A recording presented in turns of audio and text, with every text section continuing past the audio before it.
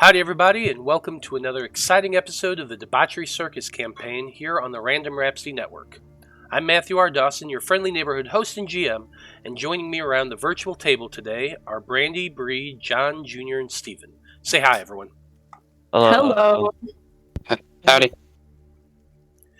Now, I'm happy to announce that we already have a few special one-shots planned for 2022.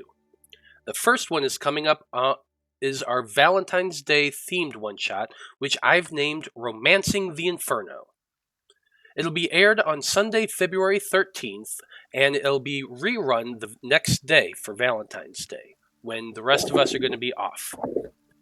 The following Monday, we are going to be off as well. We're going to be taking a week break to take care of some other stuff, but we will be back the Monday after that. We also have a special level 20 one-shot, which is going to be hosted by Kyle Thomas from the Fab 5 later this year. You can keep up to date with all of our schedule by following us on Facebook as Random Rhapsody TV and on Twitter as @random_Rhapsody. Okay, that should do it for the announcements. So join us as we dive into the world of Loroupa and continue on with the adventures of the Debauchery Circus.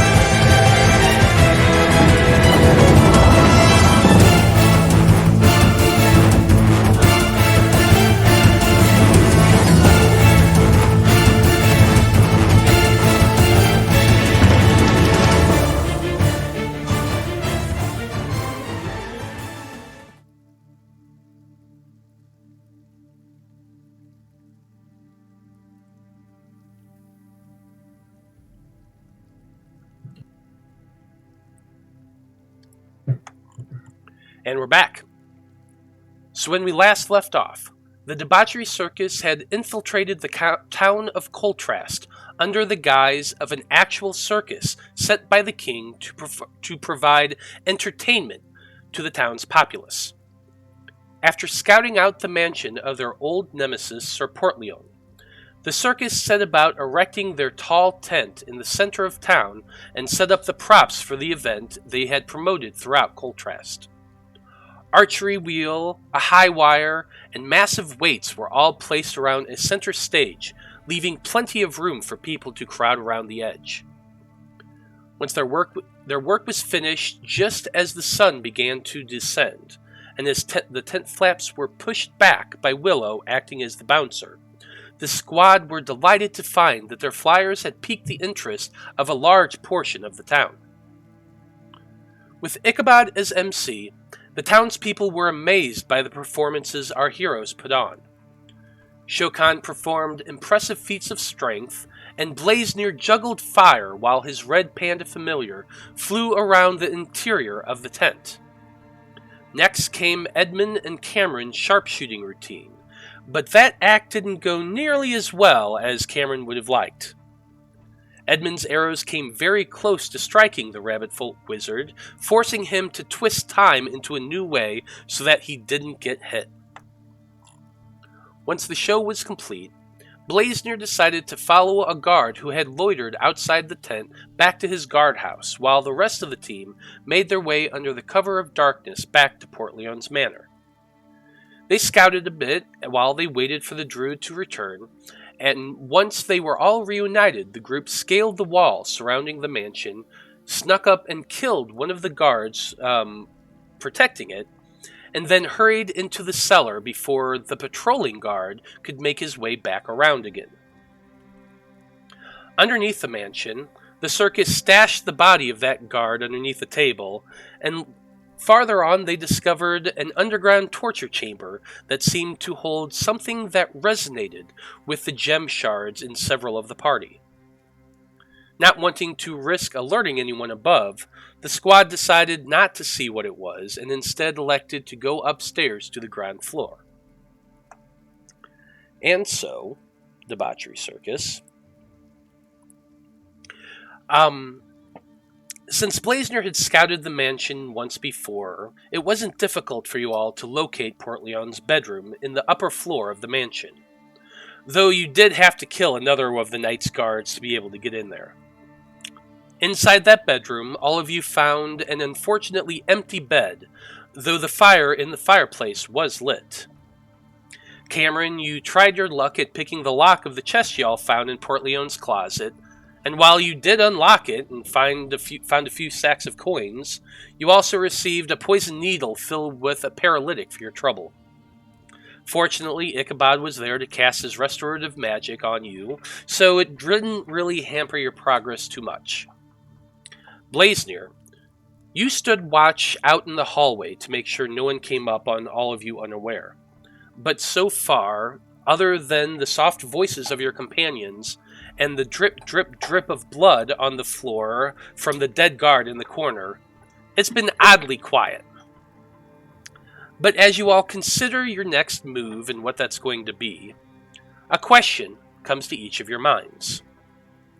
And that question is, if you were granted a single use of the wish spell, what would you use it for?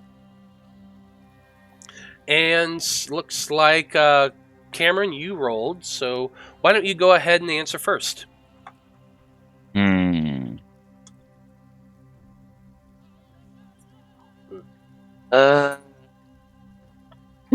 This is like the hardest possible question. Somebody else want to go first? Yeah, does anybody want to go I'll first? go. Yeah, you go, Willow, you go. Willow just would wish that she could have Shadowfire in her arms. She longs to see him. Oh, Put Willow in the Romancing the Inferno watch. Okay, I like it. Shokan, why don't you go next? I think probably Shokan, knowing at some point she's gonna grow to an age where she's gonna go back home and end her life. I think, or not end her life, but have her children and seppuku. But I think Shokan would wish for maybe more time to wander, just extend her life a bit and explore more of the world. Yeah, that's true, because once you do lay your eggs, that's it for Shokan. So definitely have to wait let that go for a good length of time. Okay, I like it. Ichabod, how about you? All right. I think Ichabod is a very philosophical person. So at first it would be something easy like, oh, I would like to see my family again. But then he would think about it and he'd be like, I'm carrying all this weight on my shoulders. What's the best possible wish that I could grant that would benefit people? And then he would just let that go on until he was unexpectedly killed before he ever made a wish. Wow. Okay. Wow. Wish unused. Wow. Wish unused, because he wouldn't be able to decide. It would be way too hard. Interesting. Okay, Cameron, what you got? Well, I was thinking that one possibility might be to wish for some sort of title or provenance in the Fey realm, so that way he could call himself an actual princess, but that would then mean that he would actually have to stop wandering around adventuring, and because titles like that usually come with responsibility. Yeah. So probably. Maybe just what everybody wants. Nice strong boyfriend with a beard, maybe a mustache, unnecessary buckle on his hat for no reason. Yeah, why not? Why is he crushing? I like it. Why not? Why not? All right. I got daddy energy. That's what it is. Yeah, that big daddy energy. Okay, Blaznir. What can you do to beat Big Daddy energy? Honestly, nothing. There's nothing I can do to beat that. But I think so. Blaznir wouldn't really know what he'd wish for because he would be strung up on two things. He would either wish to be able to cast plane shift at will because he's kind of heard tales of Feywild and stuff. It's like, ooh, I kind of want to see that. Or he would wish to be able to have Kyan out, like just indefinitely. Okay. Yay, have a friend. Yeah, because he doesn't really like the fact that he's only out for 2 hours at a time. Yeah. That is Whoa. fair. That is fair. Blaznir, best use of the wish spell. Mm-hmm. Definitely. Pretty I much. just wish my pet could be around. Okay, Debauchery Circus. Shokan, Cameron, Ichabod, Edmund, and Willow are all still inside Portlion's bedroom while Blaznir is out in the hallway. So, Debauchery Circus, what are you wanting to do? Is my screen supposed to be black still? I just see the Debauchery Circus logo. Yeah. There you go. There we go. I just need information from you because last session you said that we could stuff the various armaments on his wall into our bag, so I just need a refresher on what they are. It was like 2 shields, I think, a sword, and an axe or something. Yeah, there's 2 shields, a couple practice swords, I said, a decent looking long sword and an axe.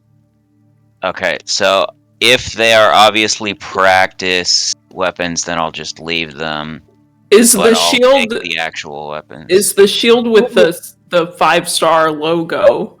Does Yeah. that look like it's pretty cool? Like it's pretty good? It's fairly ornate. It's gilded and it has the Is it big just like emblem on a it. ceremonial shield, or is this a battle shield? It's definitely a battle shield. It's made to be used. Cameron, if you're just gonna stuff it in a bag, I think I might be able to make some use for it. And I hand Sure. him my normal shield and take the cool gilded shield. Okay. Okay, I'll Portlion's shield. what does the one you're taking look like, and what does the other one look like, so I know what to put in the journal? So this one has like the 5-star knight logo on it, right? Mhm. It's Okay, and what's it's the other gilded one with then? Gold, and then the one that I had on my person is just a normal everyday. No, I mean, The other you said one Portlion is had 2 shields. yeah. There are 2 shields. The one is the one with the actual emblem on it. The other one is your Mhm. standard kite shield. Oh, just a Okay, normal. I'll just put Portlion's kite shield. Yeah. It may just be a standard shield, but that's fine. I mean, if you want to cast what's identify? I do not have... Oh, I do have Identify, but Eh. if I cast it as a ritual, that would be a long time. And even if I didn't cast it as a ritual, that would still be a minute, which I can't do because I don't have it we prepared today. can always check it out later. Yeah, I just don't have Right that now, prepared I think today. I think we need to find Portlion and to silence him as fast as possible. You know, this hallway over here is very dark. You can't see much of anything at all. All right, keep Just your so you voice down. Oh, right. Hey, Matt. Let's Yeah. get moving. Oh, Yes. going. People can't hear me. I said before we were entering what we thought was his room, I was gonna put poison on my blade. How long does that last? They typically last an hour, I think. Let me double check. We'll take it. An hour? We'll Yep, take an it. hour. Let's go. Yeah, no, 1 you're right. hour. Let's go. You get. Don't waste any time looking it up. No, Let's just like go get Portland on. Come on. Time is of Oh. the essence. once applied, the poison retains potency for 1 minute before No, drying. it's a- No, I was No, pretty no. sure it was an hour. No, it was an hour. No, you were right the first time. I'm looking at it right here. You didn't Sorry. know. Well, you didn't know. No, you see, Moving All on. right, let's get moving. And I'm gonna double down on this. How much if I put 2 things of poison on it? Another 2 minute. minutes. Yeah, it would be another minute. 2 minutes total. And that's one I- of those things that you really want to do right before you're going to use it. Yeah, I- yeah. Not a big grab deal. the I back still have of one use Willow's left. armor and push her forward through the door. Stop it! Okay, You're not my real so- mom. Keep your voice down. Oh, Which section of the house shall we head to next? Up. Matt, I have one more question real quick. Yeah, go ahead, Willow. With the updates of Changeling, are we changing how that class my race works now? Book's not out It's, yet. it's so. not out yet. It's not out yet. We're waiting for them to actually publish what the final version of it is, and then we'll talk about Okay. it. Okay, sorry, it popped in my head. Nah, you know the rules for D&D until it's pen to paper. It's subject I to didn't know if change. it was out yet. Well, I didn't know if and it came actually, out yet or it not. goes a little bit farther than that. Unless we have it in my Roll20, we don't use it because we just use That's the fair. system we have in here. But once Mhm. it comes out, we'll get it, and then we'll look at it. Yeah, they'll probably update the race because they've Yeah. done that with bolos and stuff. But we'll see what happens. Yep. All right, moving on. So, which section of the house is next? I believe that we should take a left up here and explore these rooms. Yep, right. now- There Someone are else several can lead. doors, which I will show you guys all here on the map. There is one to your east, right there. Looking down the hallway, you can see one right here and one right there. Was there one that we had passed in this hallway? Yeah, there is one in the hallway that you passed down here as well. And if I recall, it was another bedroom from Blaznir's snooping. Oh, I do not yeah. know. I believe so. Yes. Do you think it's worth it? If It might nothing be. else, to make sure that no one is in there. Yeah, it'd definitely be useful to make sure, like, if someone says, we're getting attacked, that we don't get attacked from behind. So All right. I'm gonna head over to that door. I believe it's here. It is right there. Let me go ahead and open that for you because Slowly. it is not locked. Scream. As you slowly push open the door, you can see another fairly well furnished bedroom. There's a bed in one corner with a chest of drawers and a writing desk, as well as several bookshelves with a small assortment of books. There's decorative vases and statues on the shelves as well. There's a pretty comfy chair in the center of it, and another one in one corner. Does it look like somebody was recently here? Go ahead and make a perception check. All right. 14. The bed itself is fairly tightly made, and you can see a bit of dust in this area. It doesn't seem like it. You kind of walk over and check a couple of the drawers, which are sitting there open, and there is nothing in them. It's probably Guest room. a guest room. You wager. All right, Time then I to quickly move on. want to check. I quickly want to check the adjoined bathroom and potentially a closet, if I recall correctly. You do, actually. There is a door over here.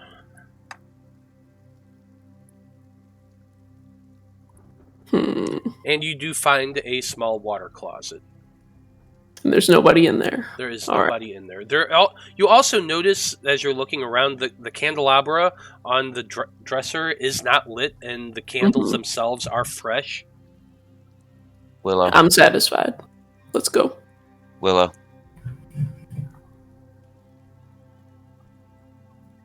Yes. Drag the body of the soldier into the bedroom. The guest If we wrap bedroom. him in the bedding, we can close the door and it will help stifle the smell. You're asking the tiniest person here. Okay. Willow, we know that you have power, all right? You're not fooling us. Try to fool everybody else, but you're not fooling us. I grab him by the ankles. Also, more importantly, I figured you were doing this while Ichabod was doing his search of the bathroom and everything. You can grab him by the ankles and drag him over to that other bedroom over there, leaving a long red smear down Prestidigitation. down the hallway. Oh, that does not feel good at all. Prestidigitation after to clean it up. So you're spending a few minutes prestidigitating the blood up as you're working. Go ahead, Blaznir and Ichabod, I'd say, because you're both kind of looking down the hallway.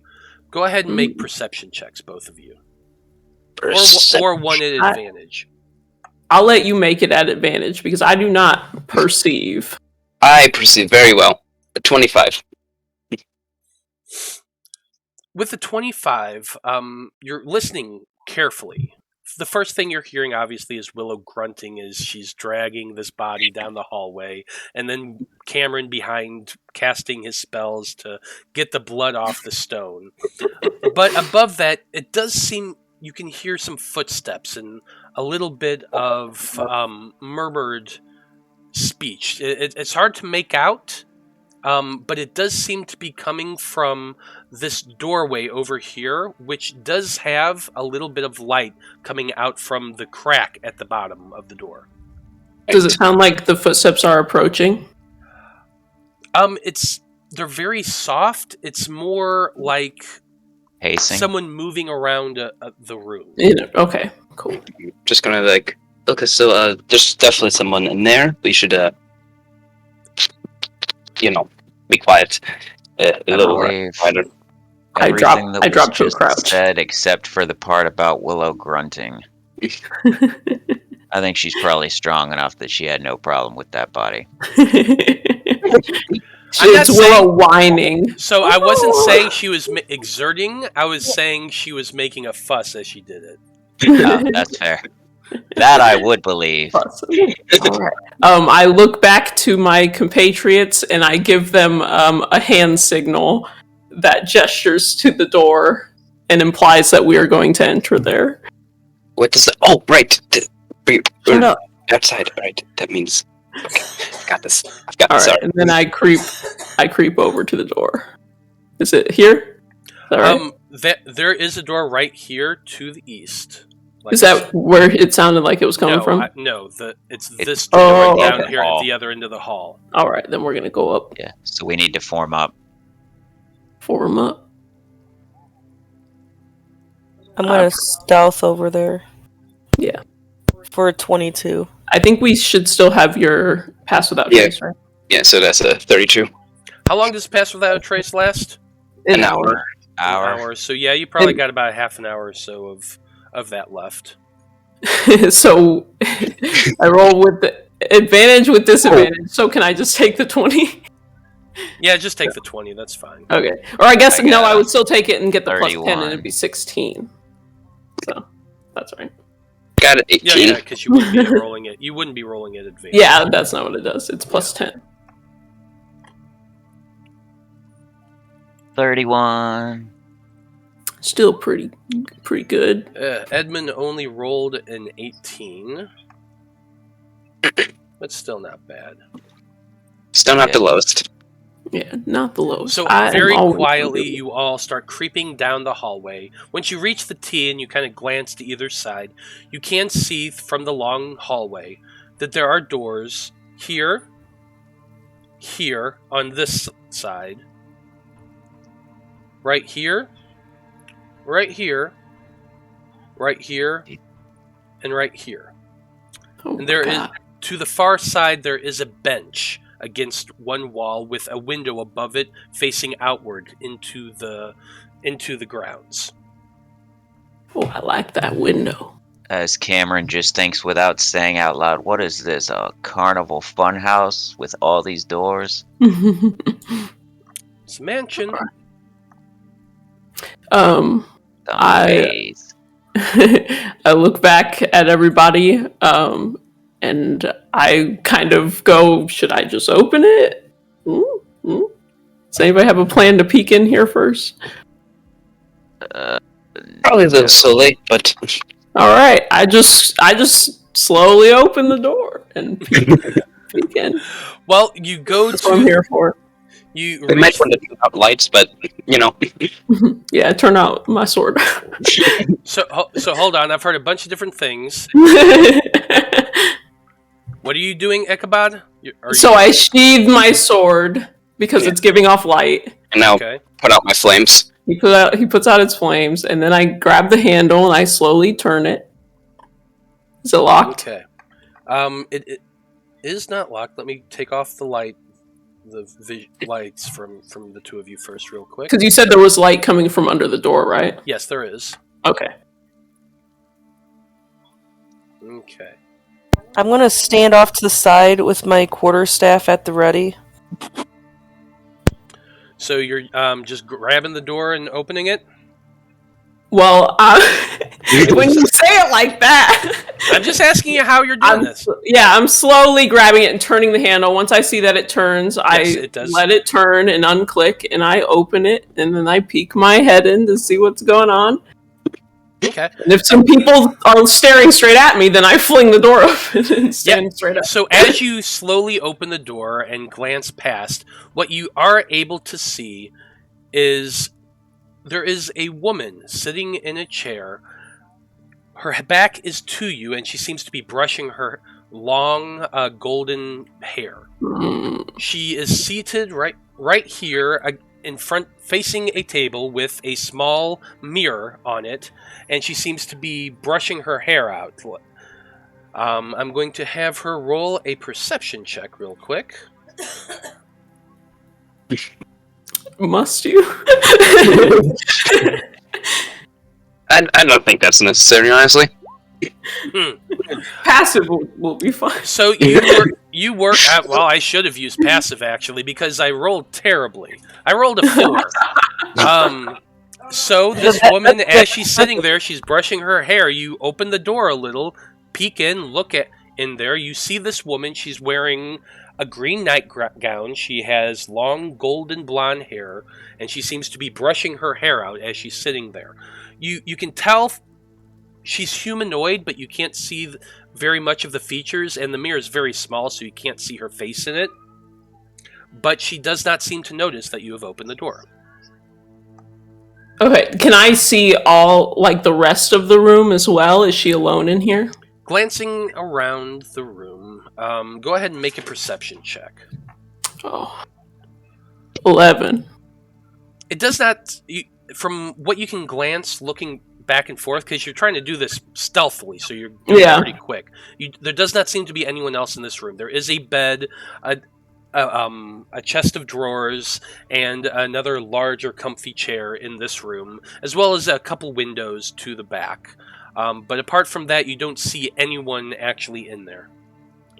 There is a door in this room as well, which you would not be able to see, but it's over here. Feels wrong to accost a woman, but she could have some vital information. Would you like me to? Is this thing you can't do, or? Okay, so here's, because I was thinking that in my brain. So I look back at Blaznir, and my cheeks are very pink, and then I go, it's a lady's bedroom. Yeah. She What are you, 12? She might be able to tell us something. I'm not 12. I'm just a gentleman. Fuck you. Get in there. And I let Blaznir do it. I'm not gonna. I can't. It feels bad. I can't burst in her bedroom and put my hand over her mouth like a common criminal. I draw my scimitar. No. I'm gonna poke you, and when you look at me, I'm gonna pantomime like choking. I cannot stress this enough. Non-lethal. Non-lethal action. We need to question her, and then you can tie her up or whatever. Show. Right. She'll scream. Listen, I've got this. Listen, women are unpredictable. I start sneaking up to her. So you're Willow gives him a look at that comment of women are unpredictable. Tell me I'm wrong. Willow Shokan is too, and I imagine Ichabod's gonna be very confused as Shokan. Well, Shokan or Ichabod takes Shokan more seriously because now he's getting shamed by a man. So he's Yes, like, oh, okay. the tiny shape changer who constantly claims to be weaker than she actually is complaining that someone says that people like her are unpredictable. Now is not the time. I give a gesture that's like, cut it. Cut it. I'm sneaking up to this poor lady. I'm sorry that with this entire group just standing on the other side of this door, whispering to each other, arguing about what they should do, she gets another perception check. And I need you all to make stealth checks for me again to see what she currently has. No, it's fair. I got the thing. 29. But Blaznir's in there. 32 again. Yeah, I'm. Also a 29. Honestly, it's fine. She rolled a nat 1. Alright. She's humming very loudly. She is right humming now. very loudly, doing those 100 strokes with her hair, I kind of shouldn't- tapping her toe a little bit on the floor. As Blaznir pushes past Ichabod apparently and goes walking into the room.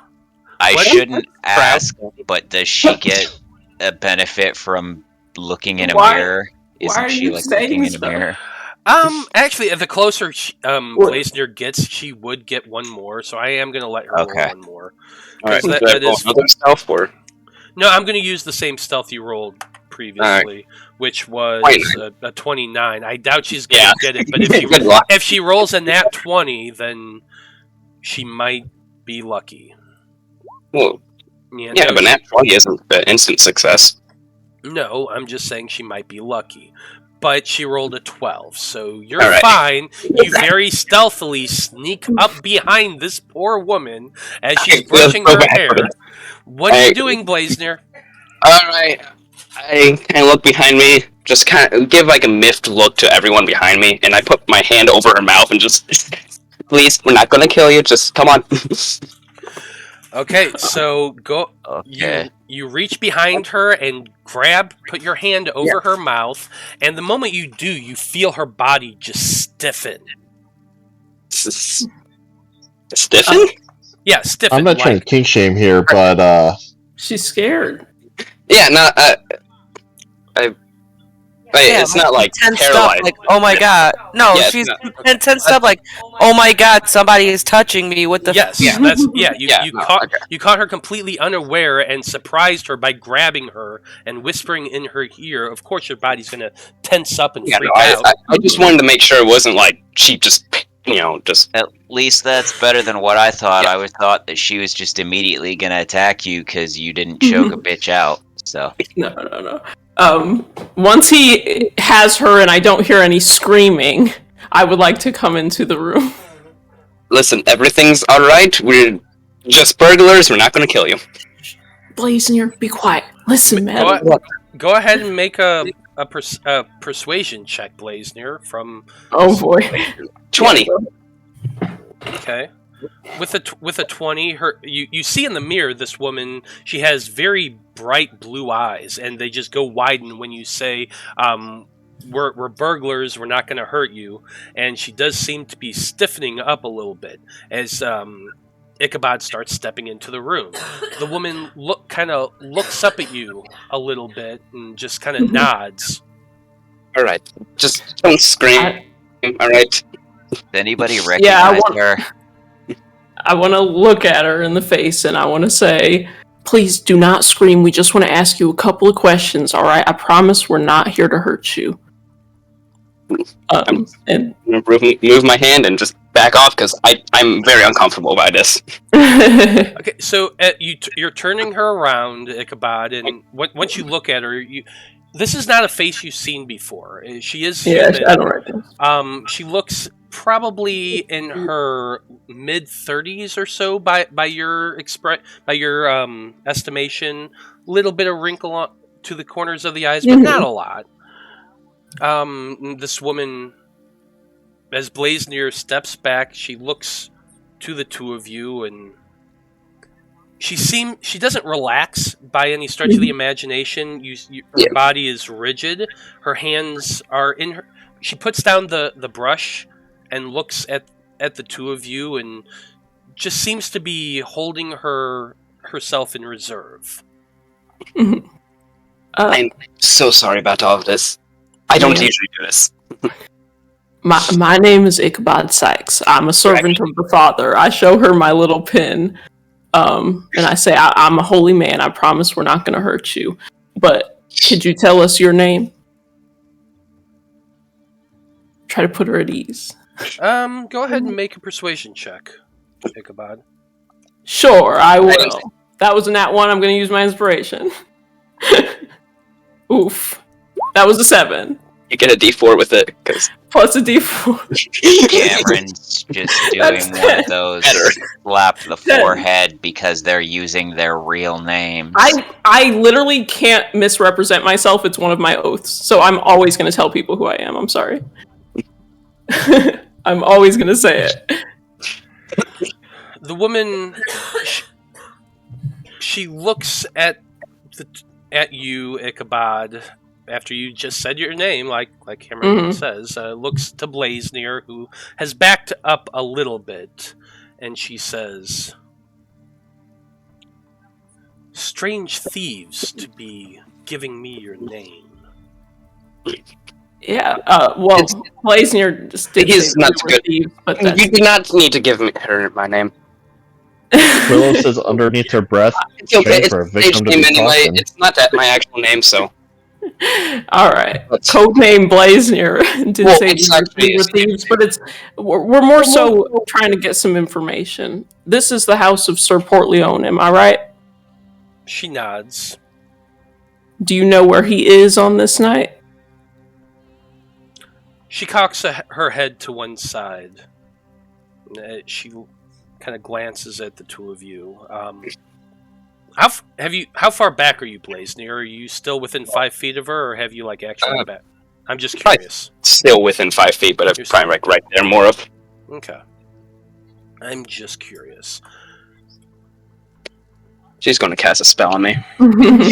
What was the second question, Ichabod, again? Sorry. I was asking if she knew where Portlion was on this night. She cocks her head to one side, almost in think as though she's thinking, and she finally turns her attention back to you, and she says, "Why do you want to know where Portlion is?" We have a very important message that we are trying to deliver. He owes us money, mostly. And he owes us money. Yeah. But we just want to talk to him. Yeah, no, just chat. Make a deception check. I'm giving the help action to my friend Blaznir. I don't know. You expect too much from me lying. Oh, yes! 24. I have faith in you, my friend. Not usually good at lying. Wow. The woman thinks to herself as she's looking back between the two of you. And for a moment, you think maybe she's buying it. No. And she says, "He should be in the manor, possibly worshipping.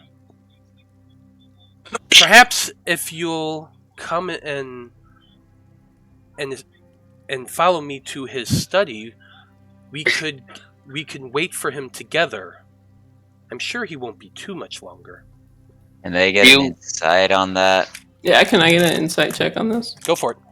Does he usually pray at this hour? That's a 22 on my insight. Get an insight as well, but she definitely seems what's the word I'm looking? She seems like she's buying some for time, or trying to buy some time. Her eyes are definitely a little shifty, but you can see the untrustingness in her right now, because these group of people just walked into her bedchamber. Yeah. Can I get a her. sense on when she said he should be here in the manor? Because if that was an outright lie and she knows that he's gone, I feel like she would give some sense of that. But if she senses that he's here and she might be able to warn him, you get the sense that she wasn't lying so much about where he was. She was trying to get you. She's trying to buy some time. So hopefully, who knows? But we won't get the drop on him. But so she definitely when she said that he's probably somewhere praying, you get the sense that she wasn't lying about that. That it's more she's trying to buy for time. All right. So he's here, but she's not going to tell us where. Knock her out. Yeah, I give Blaznir a look with my eyes that says, knock her the fuck out. Listen, man, I don't think you want to be seen around us this night anyway, so... Blaznir. Bad. Codename Blaznir. The time for talking is done. First of all, you don't need to do codename Blaznir. It's like you're acting like, I'm lying about Blaznir being my stage name. I'm actually, it's what... You do it, codename Blaznir, or I'm gonna have to, and my strength is worse than yours. No, it's not. Willow's in the room right now. I have a negative Willow one. has her sword. We all look at Willow, Alright, who is obviously about to act. I take my scimitar and I just hit her with the flat of the blade. Okay, so the first thing we're going to have to do here, because she is watching you and she is definitely expecting something, we're all going to have to roll for initiative. Roll initiative. Go first. Yeah. So go ahead and roll for initiative. I hate this. 36. Sorry, I didn't send it. I don't have any spells to knock anyone out, so I'm not even going to be able to hit with my scimitar.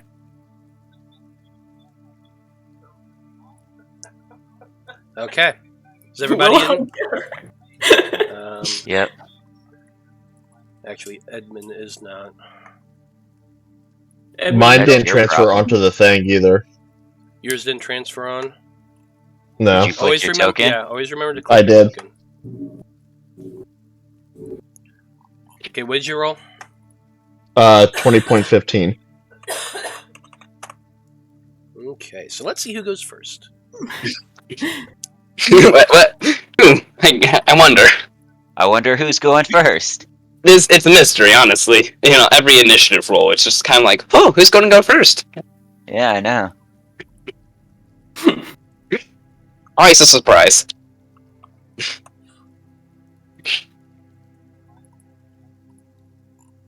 Yeah, so, I mean, in this moment, Ichabod and Blaznir had kind of glanced at the two of them, and we were communicating with our eyes. Communicating with your eyes what you're wanting to do. Cameron, you have been hanging in the hallway with Edmund during this time, kind of keeping an eye on the hallways. Yep. As you've been doing that, you're glancing around, and you see, coming from around the hallway, a guard step into your line of sight. You recognize this guard. It was the guard that was carrying a lantern and patrolling around the grounds. Yeah. And as he's walking around purposefully, as though he's trying to get somewhere in a hurry. He's almost at a run as he comes around this corner, and he stops and he sees everyone just at the same moment that Ichabod and Blaznir are kind of doing their communication to one another. So you see this. You guys spent a lot of time No, I like it. And so anyway, that's what you see just in that same moment. So what are you going to do? Magnify gravity. What? What?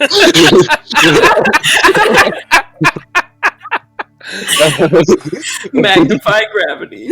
Okay, throw it up. Yep, let me pull radius. It says a sphere. I think a circle is what I'm looking for. I got a feeling we're not going to be welcome in our hotel room tonight. Yeah. Let me throw that into chat. Ichabod, that would mean someone was alive enough to tell someone else. You're just gonna have to kill everyone now. Everyone has to die. It's not going to do that much damage. I'm casting it more because if it is a failed save on his part, he'll have his speed. Mm-hmm. So. Okay, I like it. It is a Constitution save. Thank you. DC is... Well, that's an 18, so he did Yep. save. So go ahead and roll your damage. Okay. It is... Oh, it won't do an auto roll, so that's fine. So 3 if you roll down, or Yep. if you go down. Mm-hmm. So 3 points of damage. You just immediately react and erupt with this energy of force that tries to rip and pull at this man, taking a little bit of damage, but he is not hampered as much as you had hoped he would be. And then give me a strength saving throw from him, because I'm going to use my shove Okay, with my bonus action. you shoving him towards you or away from you? Towards Come here. You said that's a dex? strength. Strength, thank you. 21. Yep. I'm Just not murder even going to this. bother calculating. That's good enough, Oh yeah, definitely it is. because that's a 16 is my standard. Okay. So is that it for you, Cameron? Yep. Okay. Willow, you have been in that room with Ichabod and Blaznir. You heard a commotion happen somewhat from the hall behind, but beyond that, you're not sure what's going on. However, you have noticed the nod between the three of you. So what are you wanting to do? I'm gonna lay her ass out with my fist. Oh, Puncher. Oh, I'm such a tiny little girl. I don't have any power at all. I'm gonna knock a bitch out. Okay, so you're walking up and Oh, deception! yeah. So what? Yeah, tell me exactly what you're doing, Willow. I'm gonna literally walk up and I'm gonna haymaker her in the face. Okay. Hopefully knock her out. Roll a strength check.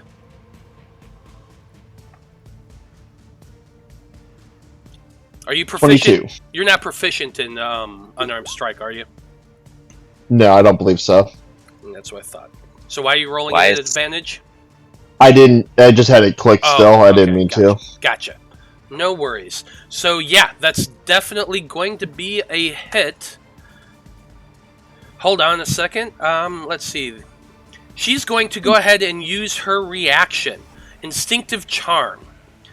She is going to try to magically divert an attack made against it, provided that the attacker is within 30 feet of her, which you would have had to, so you would have had to move 5 feet to do this.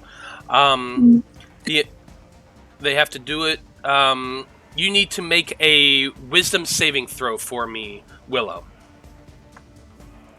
Alrighty.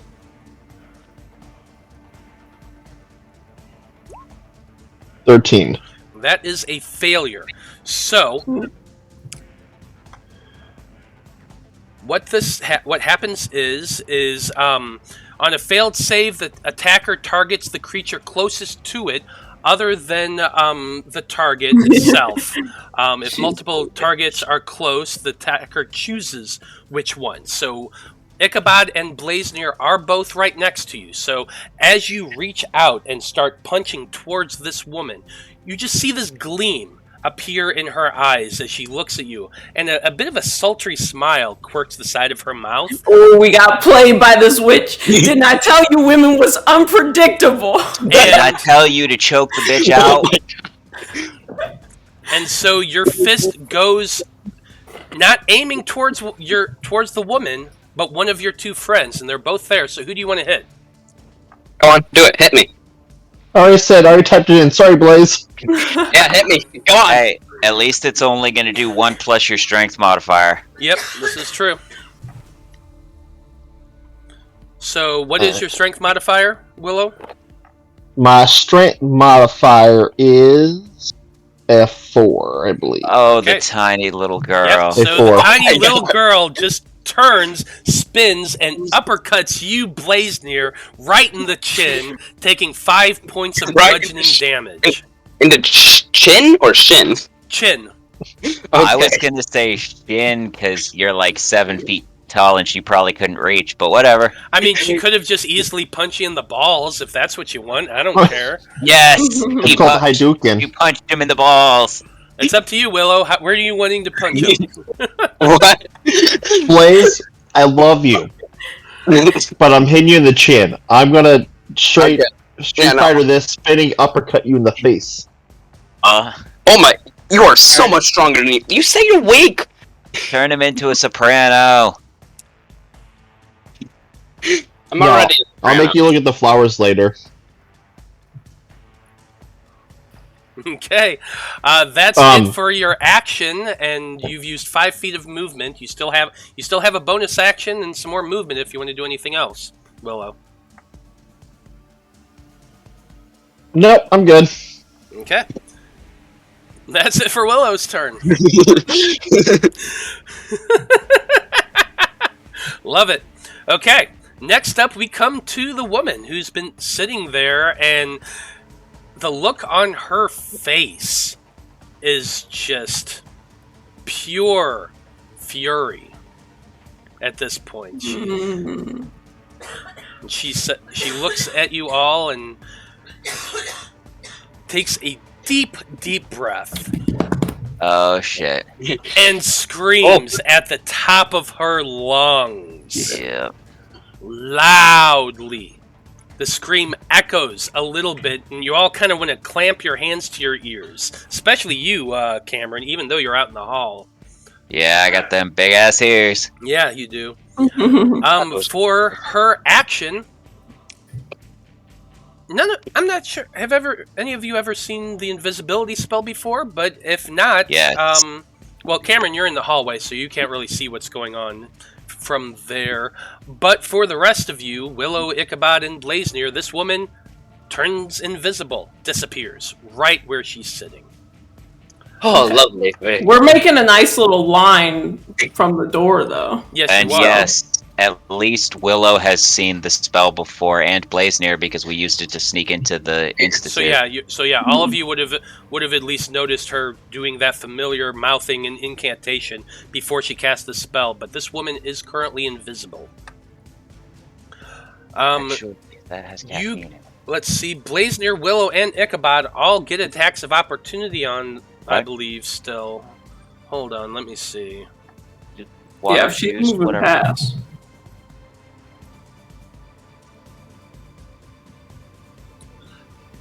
Yeah, so basically, yeah, you do get attacks of opportunity, because you see her turn invisible, and then that stool that she was sitting on moves backwards. All of these swings are at disadvantage because you can't see her, but she is moving past. So go ahead and see what you can do. Alright. Miss.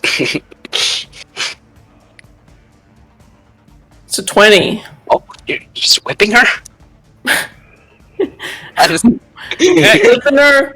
Yeah. I'm whipping her. That Yeah, hits. Ichabod, as you feel pushing past you, you do manage to reach out and crack her. And I would like to expend a superiority die Okay.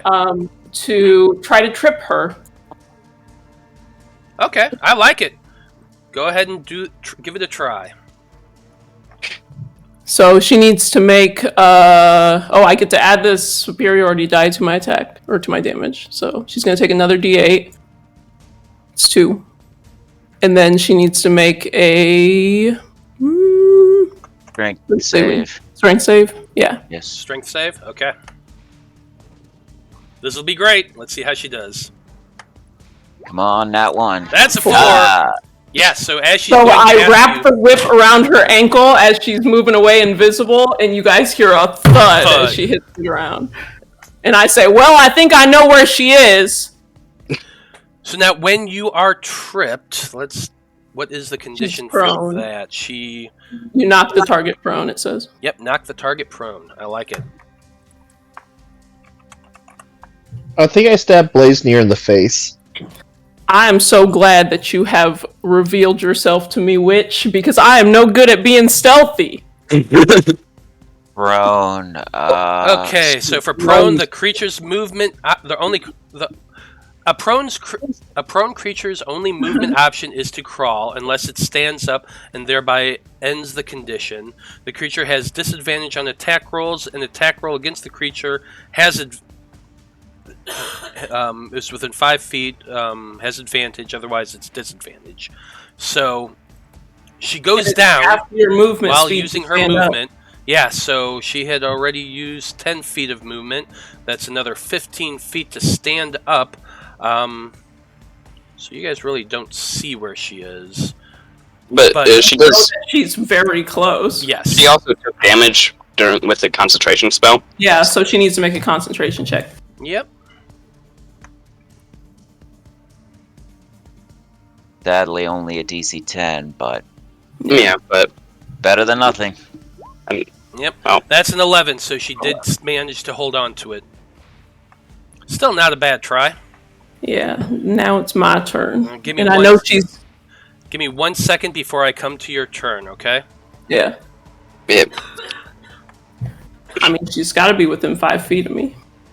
Yeah, Or I 10 know. feet, maybe. There's other things going on that I Yeah, need yeah. to do I'm just real quick. thinking about what I'm going to do. I stabbed Blaznir in the face, so that's gonna suck. Especially if I still have my poison on, if it's only been a minute. Wait, what? Yeah. I crit failed. Definitely been longer than a minute. Well, actually, it wouldn't matter because you punched him in the face. You didn't hit him with your sword. Yeah. You know, the attack of opportunity. That does. Yeah, Natural but I got the ones crit don't one. stab people, bud. First you want me to uppercut him in the balls. Now I'm trying to stab him, and it's no, you can't stab him now. Yeah, Well, there because was a mechanic for it before. fighters get more attacks as they level. That means a higher level fighter has more chance to drop their sword or stab somebody else than a lower level fighter does. It means Let me you get stab him in the worse balls, at okay? fighting as you get better. Listen, if you use we that know move. marshals, they suffer. They do suffer. I'm just trying to make a fucking balls kebab here, and you guys are killing me. I'd rather you didn't, though. No balls kebabs. Let's focus on ridding the world of this witch. Balls We kebab. all cast magic. Yeah, but she's a woman who does it. What am I? I'm a woman that casts magic. I'll You're a tolerate tiny you little now. girl who has no strength and is so weak despite having a +4 So modifier. he definitely would have Deception's a heard bitch. something. So that, but Only they're all when you do downstairs. badly at it, Okay. you know, like you. Well, did you see the glint in No. her eye? She had this little glint in her eye, and that's how you know the difference between just a normal spellcaster and a witch. She was It was evil. It was just She a was like, spell. I got you. It was just a spell. Like, Infuriating. So I don't feel bad. I don't feel one lick of bad about it. you cast spells, and sometimes you get a blink I in your cast godly spells given to me. eye. Godly. Hey, Yes, Ichabod? I am sanctioned by the Lord our God Himself. Bowers. I'm just saying. Hey, Ichabod? Hold on, Ichabod. I don't Are want to you talk saying- to you right now. Are you About- saying this witch weighs as much as a swan? Listen, a I duck. can't understand your It was a changeling references. However, Yeah, but she's majestic. okay. It is now Ichabod's turn. So Ichabod, Okay. you did feel someone, the wind of someone standing up and moving, but you're fairly sure they're somewhere around where you are. So what are you doing?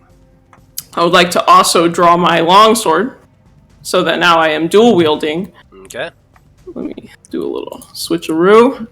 And then I would like to take my attacks at a disadvantage. Yep. First, I would like to try to whip her. Whip Oof. it good. 11, unfortunately, ain't gonna do it. Okay, and then I'm going to try to hit her with my longsword. That's a 20. 20 is going to do it. All right. You slash wildly, but you feel resistance as you're cutting. I know she's somewhere, so I'm like... And there is a spray of blood that goes flying from a square 5 feet right to your left. And then she makes a concentration check. Well, let me do my damage first. I might action search, but I'm going to see. I'm going to say, geez, is that all the damage that you got for that? Yeah, 10 points of damage. Still not bad. Oh, I could expend a spell slot and smite her. Did you do that? Well, she appears. She does appear, because she rolled a goddamn 2. And then I, with my long sword kind of still in the wound, I will expend a first level spell slot and smite her. I'm going to use my reaction to say, I'm so sorry, we're usually not like this. I don't know if it works like that. Oh, whatever. That's fine. It says, when you hit a creature with a melee weapon attack, you can expend 1 spell slot to deal radiant damage. It doesn't say you have to do it before. Yeah, it just says when you hit. That's right. Right, but it would change the save DC for it would have. check. So she would have had to roll it after you. Oh, yeah. That's right. So. But that's okay. That's better for her. So that was only another 3 radiant damage. I'm not that worried about it. It's fine. Alright, so she takes 3 radiant damage. Okay. And then I say through gritted teeth, stop running. Actually, I want to yell to Shokan and say, Shokan, block the door! And see what she does. That's the end of my turn. Okay, that's the end of your turn. Blaznir's the one apologizing. Shokan, the door is half open right now. It wasn't completely opened when everyone left inside, so it's kind of sitting there. But you definitely heard everything that was going on. So what are you wanting to do? I'm hearing Ichabod tell me to block the door. I'm gonna do one better and come on in here and. No.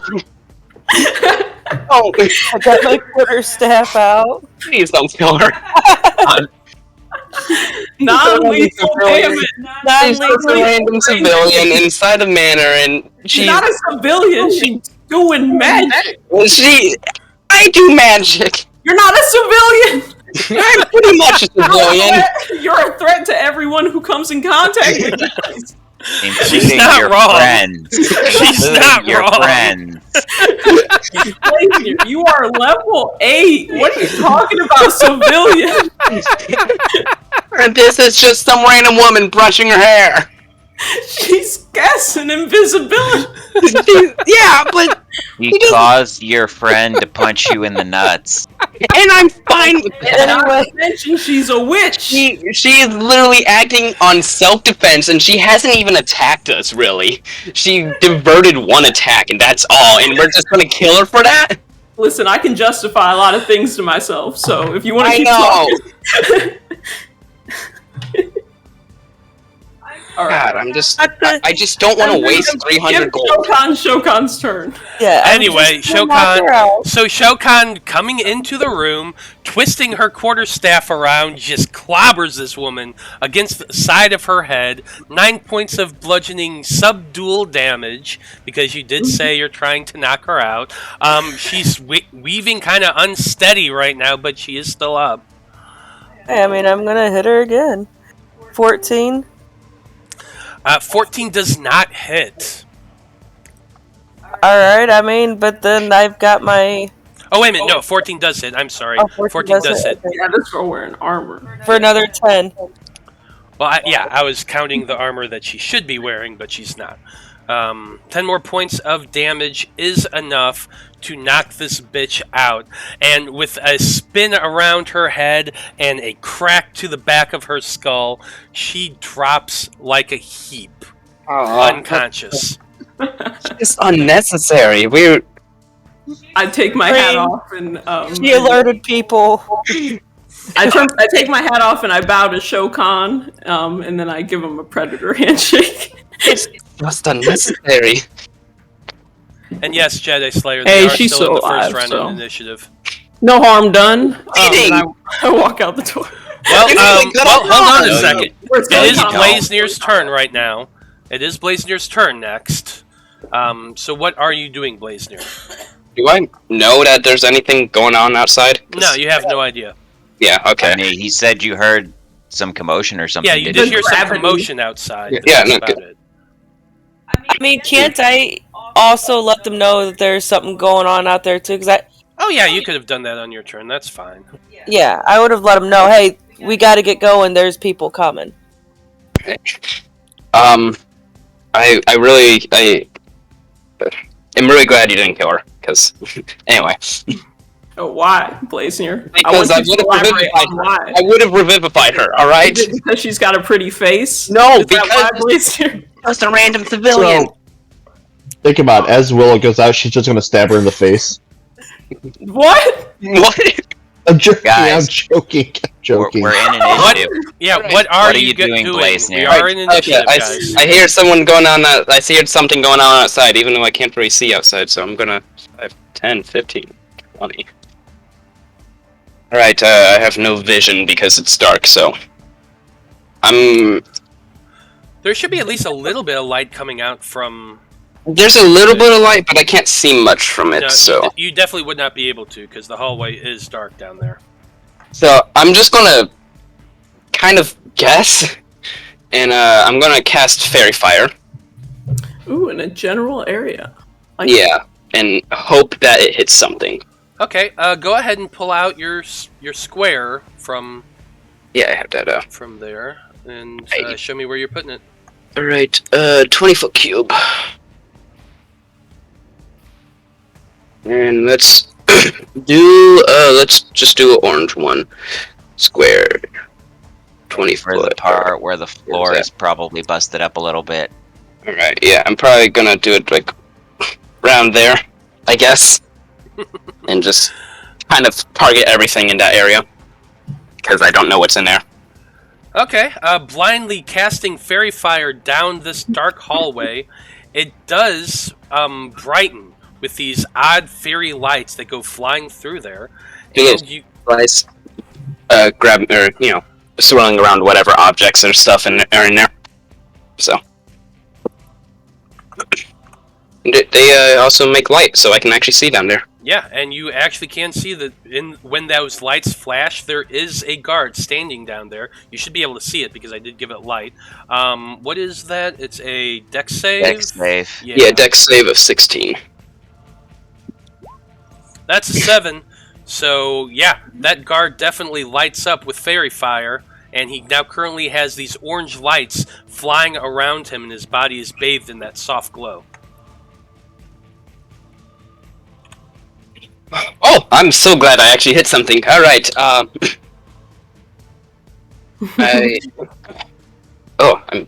dying over here. I don't think I have a bonus action, so I'm just gonna kind of keep a half eye on the lady behind me as well. Make sure no one tries to kill her while she's down, because I'm actually worried about that. I think that would break my oath if I did that. Well, okay, that's it for Blaznir's turn. So we got Edmund up next, who can see the guard now that he has light kind of showing around him. Edmund is, let's see.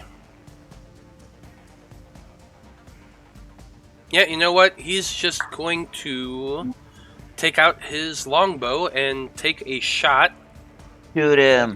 Yeah. Ooh, I see a pretty gold token on this. Wow. He has advantage. Yes, thank you. He does. Yes. But Oh my god! wow. It was Yeah. destiny. Yeah, rolling in the fucking circus when it's just a show and he's getting 19s and 20s. Rolling in an actual fight and it's 9. Yeah. Yeah, that was great. So Edmund unfortunately takes his shot, misses completely, goes flying overhead, and lands just embedded in a painting in the wall. I just give it a little clap. Mm-hmm. The Axeman, who he just got shot at, he sees both Edmund and Cameron there, and he heard the yell the scream from that room as well.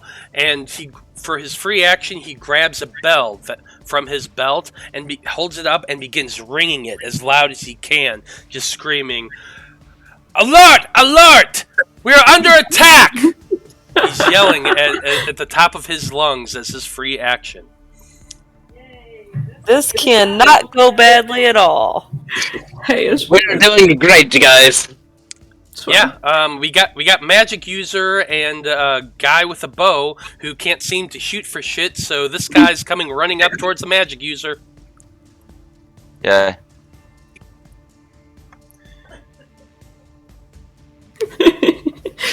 Gets 2 attacks with his great axe.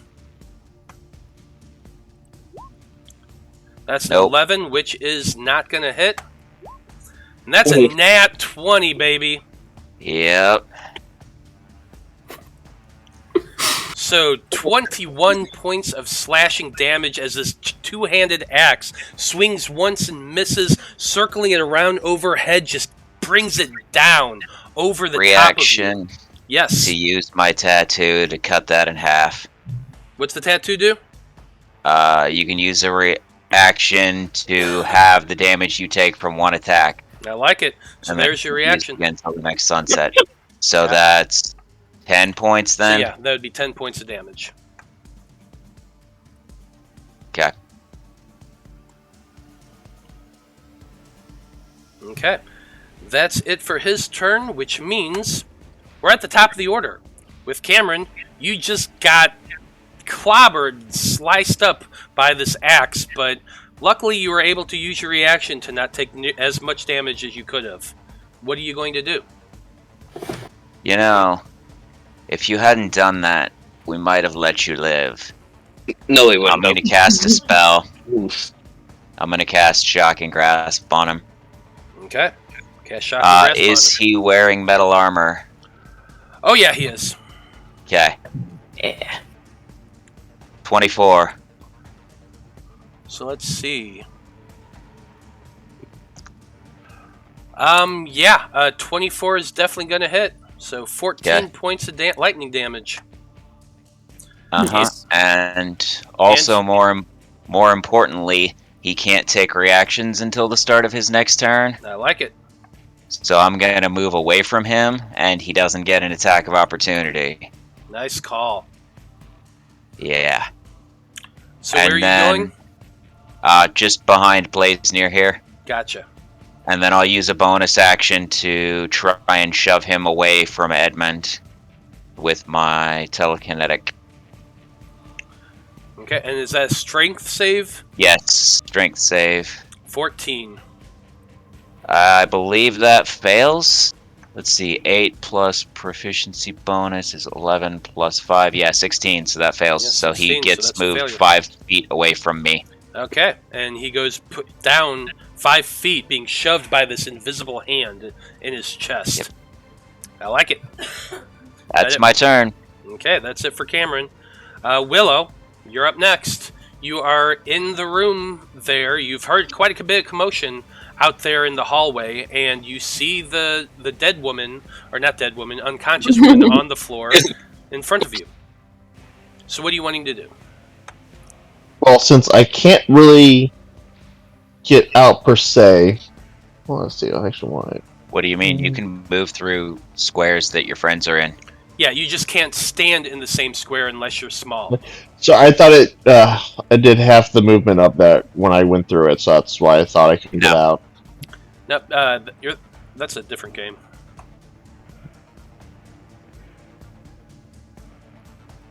I'll go here.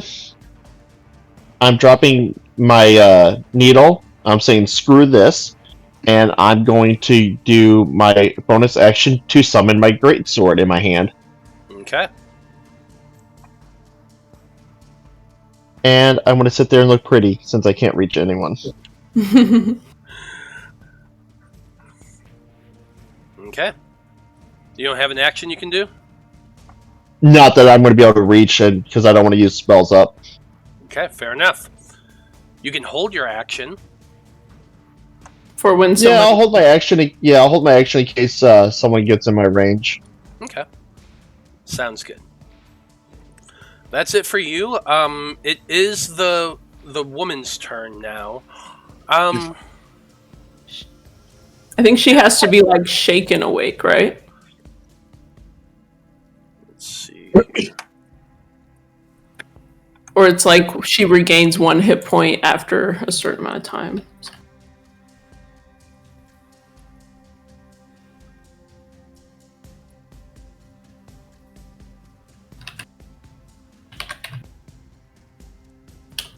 Yeah, so the unconscious condition is an unconscious creature is incapacitated, can't move or speak, and is unaware of its surroundings.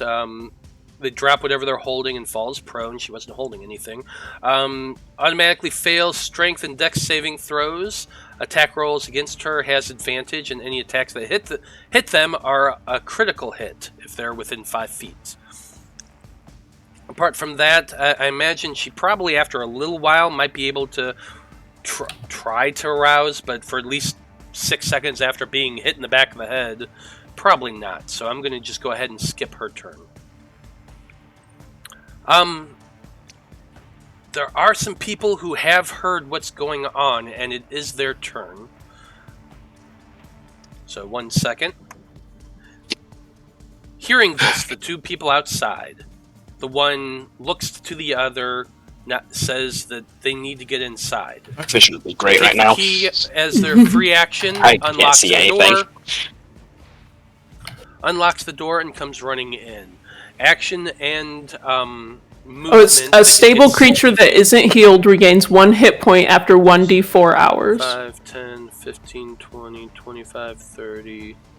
35, 40, 45, 50, 55, 60. So she'll be out for at least an hour. So they would have been right there. 5, 10, 15, 20, 25, 30, 35, 40, 45, 50, 55, 60. So they would have been right there. That's where they are on the lower level. But they're heading to the stairs to see what's going on. But they're not here yet. Matt is talking, but I don't hear you. Okay, that's it for that. Well, I did. Okay.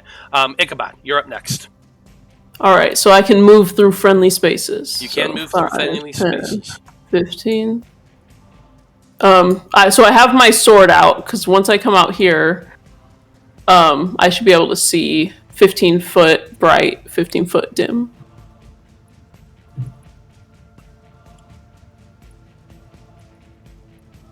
There you go. Okay, so I don't see anybody, so then I was at, 5, 10, 15, 20, 25. I could go 30 and get right in front of this guy? Okay, yeah. You can push past Willow and Edmund to do that. Alright, I'll take care of it. And then I realized I should have whipped him twice and then sworded him once with my bonus action. So that's what I'm going to do. Yes. So first one's bad. Second one's a crit. Nice. For 12. 12 points of damage does hit. Those are at advantage, by the way. Oh, that is advantage. Oh, yeah. Well, then Well, yeah, let let the 11 and the 26 be your first attack be at advantage. 1. Okay. That's fair. So second attack at advantage. That's a 12. Third that attack. does not hit. Third attack at advantage. 24. 24 does hit. For 11, does he die? He does not die. He looks really hurt as you slash at his belly with your sword, cutting him deeply, but he is barely hanging on. Okay. 23 points is pretty good.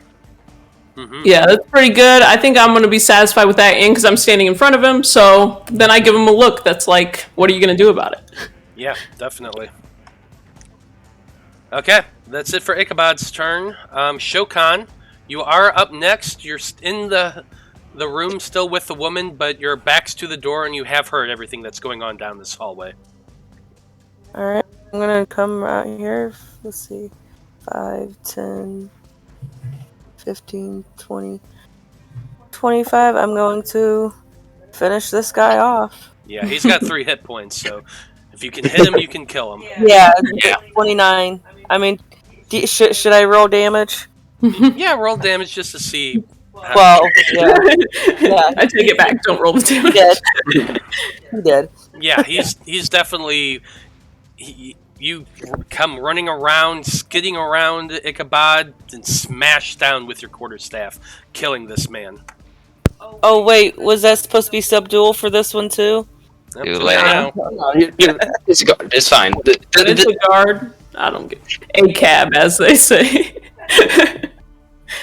You split his head open like a watermelon. Or a gab, maybe? All guards are bastards. Yeah, a gab. I like it. Let's put that on a t-shirt. It's merch. That's the next merch. AGAB. Yeah, All it's guards like are D&D bastards. style, like writing with background, and it says a gab. I like it. I'll make this happen. Okay, Yes. that's it for Shokan's turn, I'm guessing. Are you wanting to do anything else, Shokan? Okay, can I do like a perception to see if I hear anybody else coming? Because I know somebody heard. Mm-hmm. Well, go. Yeah, you can use your bonus action to make a perception check. I'll allow that. 14. You're listening quietly, and you think you might hear some movement coming from somewhere below, but it's hard to tell. Below, as in downstairs, or as in As downstairs, you definitely heard the sound of like a slam, like a door slamming somewhere below. Okay, then in that case, since I do have a second attack, can I hold action for that No, second attack? No, it doesn't work that way. You use your attack action to attack, even though you didn't get to use the second one. You can't. Yeah, because You it can't take a hold. whole action Yeah. to hold. Okay. Well, it was worth a shot. Nice try, but no. Okay. Well, I'm going to tell everybody I hear something. We need to be on guard. We're not done yet. What we need to do is hurry up and catch Portlion before he comes running out of here. I think we've probably got that. I'm going to suggest too, like, we keep going on. I'm going to hang towards the back. If everybody else wants to keep searching for Portlion, I'll kind of stay just a little bit behind, but still within reach of everybody else. So that way we're protected. All right. I'm guessing we're still in initiative, right? You are still in initiative, and it is still your turn. Yep. All right. I'm gonna kind of shimmy over a little bit, and since Fairy Fire is not doing anything right now, I'll drop concentration on that, and I will take some just powdered iron in my hand and cast Enlarge on Turtle. I can't remember her name. Shokan. Shokan. Thank you. And that's I have to upcast it at 3rd level, even though it doesn't do anything. But Wait, why? yep. Okay. You are now a giant turtle.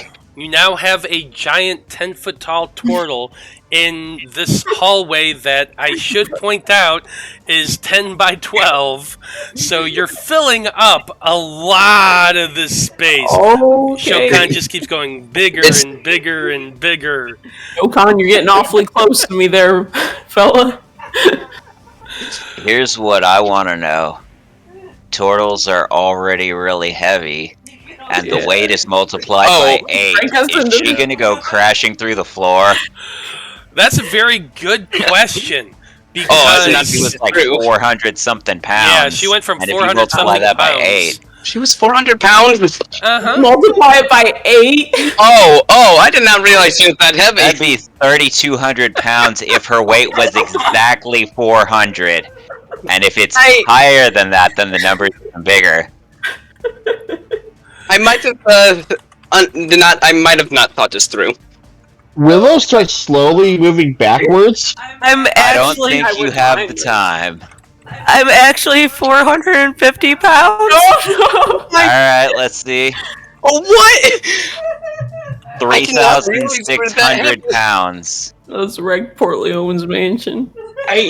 did not realize you were that I heavy. told y'all, a plan always goes bad. It guaranteed every time a plan is going to go bad. It's just about when it goes bad and I was having control over that. Just thinking, like, maybe 100, 200 pound humanoid, but okay. No, that shell is heavy, Yeah. man. Okay, so Yeah, you asked a large math question, which I did find an answer for, but I'm going to have to figure out. So this is an excellent time to take a break.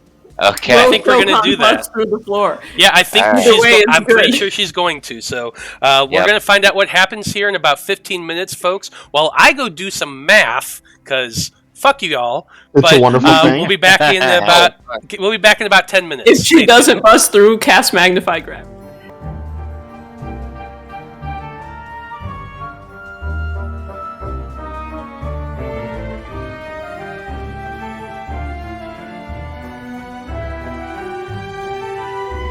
What?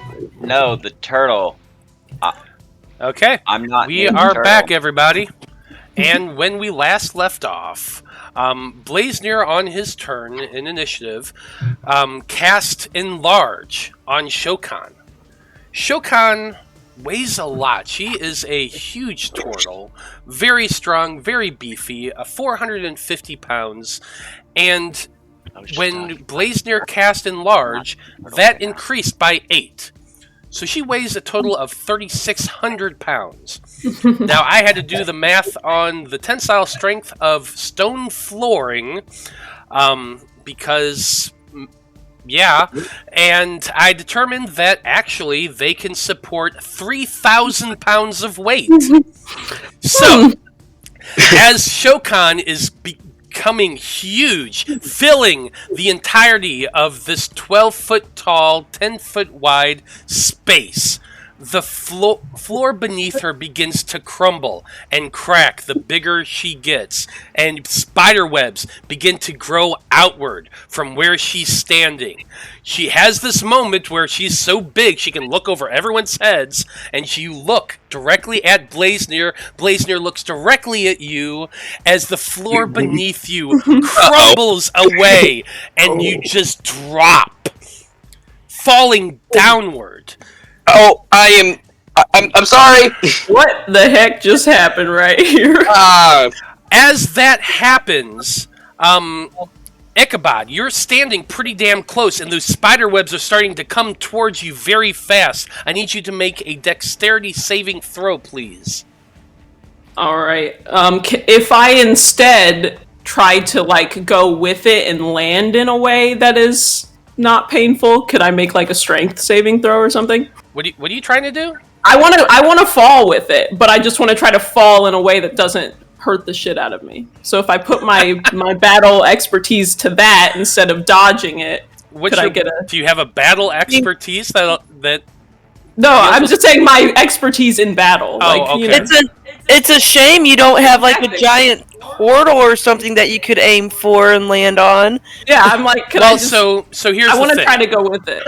So as she's going downward, basically, this is a Winnie the Pooh scenario where Shokan is stuck from her armpits down in a hole of 10 by 10 hole that's growing outward. You are falling because these cracks in stone are starting to fall outward from her, and the ones beneath your feet are starting to go as well. Now, you can choose to let yourself fall. You can make a strength saving throw if you're trying to grab and pull yourself back up, or it's a dexterity saving throw to try to control yourself as you're falling downward. It's one of the two. Okay, well then I can those two things. All right, I'll do dexterity. I'm not going to do a good job, but I'll try. That's a 4. Yeah. So, as the stones come falling out from underneath you, you just drop. Now you hear, as these stones are falling, a scream as a male voice just cries out in pain as all these stones just come falling downward on top of him, crushing this little old man that happened to be walking through at the time. No, I killed an old man. Matt, I would like to use a reaction to try to grab Ichabod. You're trying to use your reaction to grab. Okay, that's going to be an athletics check to try to grab Ichabod as he falls downward. Because he's taking a tumble, and he ain't going to land very greatly. Whoa! Reach out to try to grab. Go The ahead and old try. man uses his last breaths to say, 21. "Give this letter to my estranged son, who I haven't seen in 10 years, that I was going to It's only see been- right now before you killed me."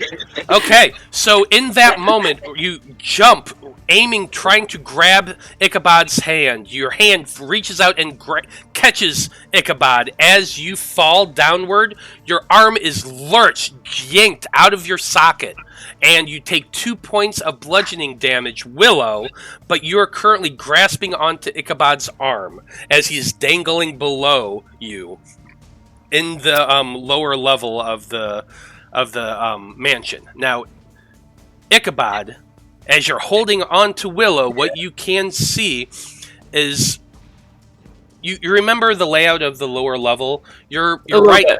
Yeah, you're right now in that central audience chamber that if you went left, it took you to the stairs going up. You're kind of right there. You can see the rubble of Shokan. You can also see Shokan's torso and legs dangling. She's basically about 4 feet from the floor. Her legs are just kind of kicking and not being able to quite touch because your arms are just there and you're stuck, Shokan. And below, you can can't lift my arms just up and... Not right now. It's not your turn. You're just stuck there right now. It's not your turn. But you can also see legs and a robe sticking out from a big pile of rubble and all the flooring below. All right, a feller has perished from this activity. But I can't do anything right now. Though, yeah, the doors to the north and to the northeast are both open, as are the door to the south, and you can see barely that the door out, the front door, is open. All right. I'm gonna actually here. Unfortunate. What did I do? Oh, God, I killed probably an old... That sounded like an old man Thing you've voice. ever done.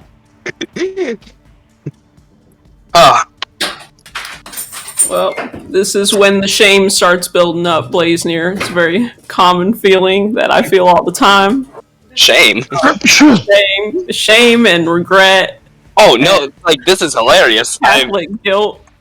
I mean, like, I feel bad for killing the old man. That's, Wait, so if I feel shame and guilt, does that mean I need to get on my knees in front of you and do penance? You definitely must do penance. It's the only way to feel better. Alright, just the tension over here is, a little thick.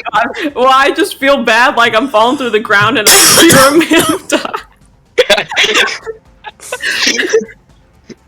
Like, oh no, this could not have gone worse. And then I always gotta put it on my own shoulders because I'm like, I made the plan, and the plan is going awry. You didn't make the plan to summon a 3,000-pound turtle.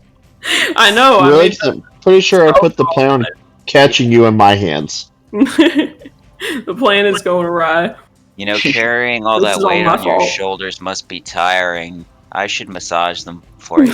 So Ichabod, real quick, I just moved you to the lower level map. Okay. So you should be able to see like the rubble and the guy and all that. Sure do. The guy. The old man. Okay. Old man. He was going about his day, not doing anything. Saw a couple guards run past. I'll take a closer look at him and see if I can find something incriminating. Well, you might be able to do that on your next turn. We'll see Yeah. what happens. Yeah, I can't see anything now. I know Just a because black you're not there. I was Okay. just showing Ichabod real quick, and we're going Oh, back. okay, that's fair. Okay, so that was it for Blaznir's turn. Well, I still have a bonus action and movement. Oh, sure. You know what? Go for it. Yeah. You got bonus action and movement. Do your thing, dude.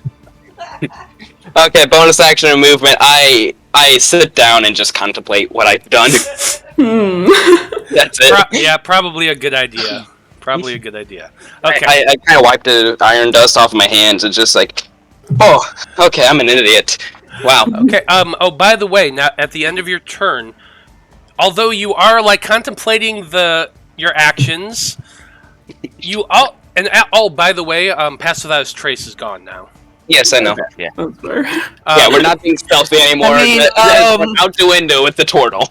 Yeah, I kind of can't be very stealthy anymore. There is no more stealth. I forgot to take that off, but I did it now. Anyway, as you're sitting there contemplating your actions, you do feel as though the gods are looking down with you on favor. For the rest of this game, you have inspiration given to you from anesthetic. Oh, Your hands God, are not why stained are you looking at me fire. with favor? They are stained with blood. Anyway, Killed an old man. next we have one of those guards that you guys can't see. Ichabod, you might be able to hear movement coming from the west. Yeah, he's like, what the fuck just happened? Something from There. yeah, he's gonna keep running up. Is that I say the old man gave you inspiration from 5, heaven because he 10, was like, 15, that shit was 20, funny as hell. I ain't 30, even mad. 5, 10, 15, 20, 25, 30. Just making His it sad deepest that heart he's dead because he desire was was so to cool. go out in an interesting way, and it's like, well, how did he die? He got crushed by a 3,600-pound turtle. Damn. All right. Okay, next up, you can all hear kind of a faint sound, but it sounds like. Oh no, Edmund Wait, calling the attack Shadowfire? early. Edmund's calling the orcs. No. No? Wait, Okay. Shadowfire? I thought he was making a horn sound. an elephant? Maybe I should have launched that. Chainsaw? Oh God, please no! Don't No, cut my legs off. Is it a rock? It's okay, we'll get you a battle wheelchair or whatever it is. No, I think I got a strategy God to get you damn it. down. Uh-oh. What did we do now, Matt? It's what I did. Give me a second. Oh, okay. For once, it's not our fault. Hooray! Now, that was me. I accidentally hit a button and lost our screen, so I have to reopen it. It's just roll 20 being roll 20. Yep, just roll 20 being roll 20. Now, this one was actually user error. It was totally my fault.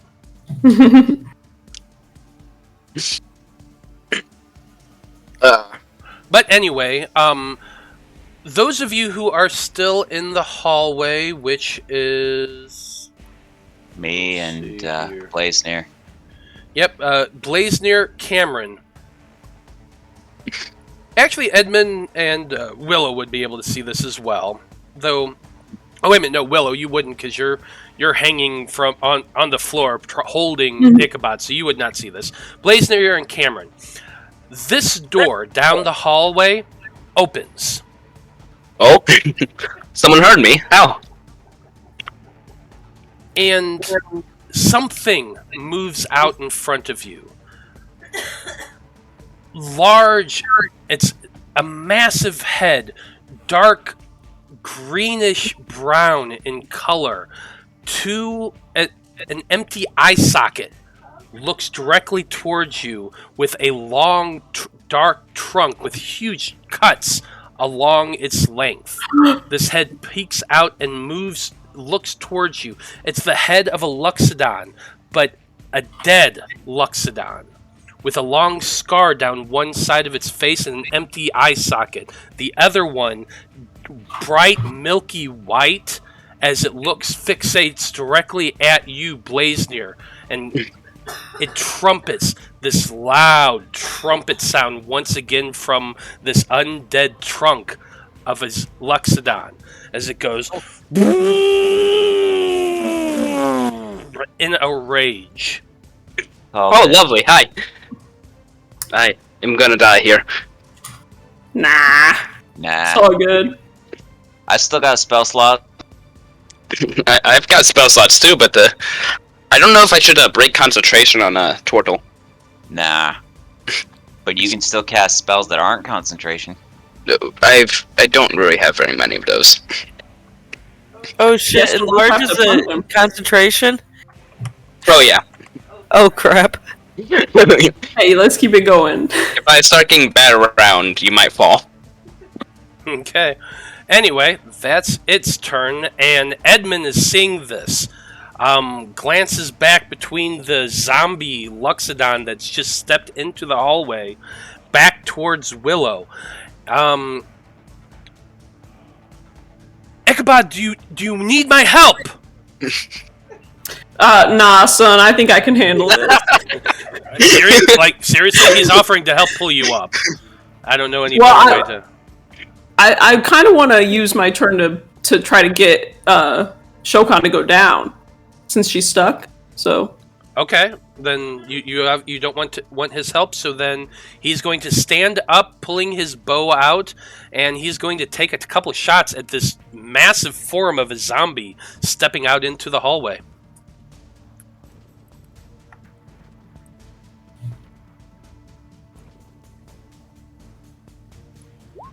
shoot him.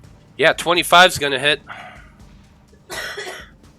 7 points of piercing damage to the Luxodon. Oh yeah, now you chewed him. You're just always gonna criticize whether he hits or misses. Yeah, Cameron's clearly not bitter at all.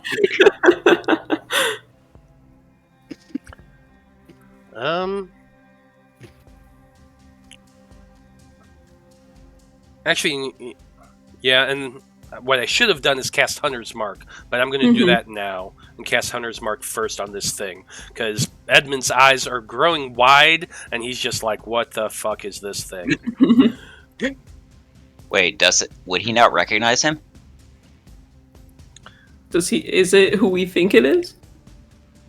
I mean, you can't read Edmund's mind. You don't know what's going That's on, but fair. he's certainly not saying anything at this moment. That's Yeah. fair. Undead elephant. Oh no.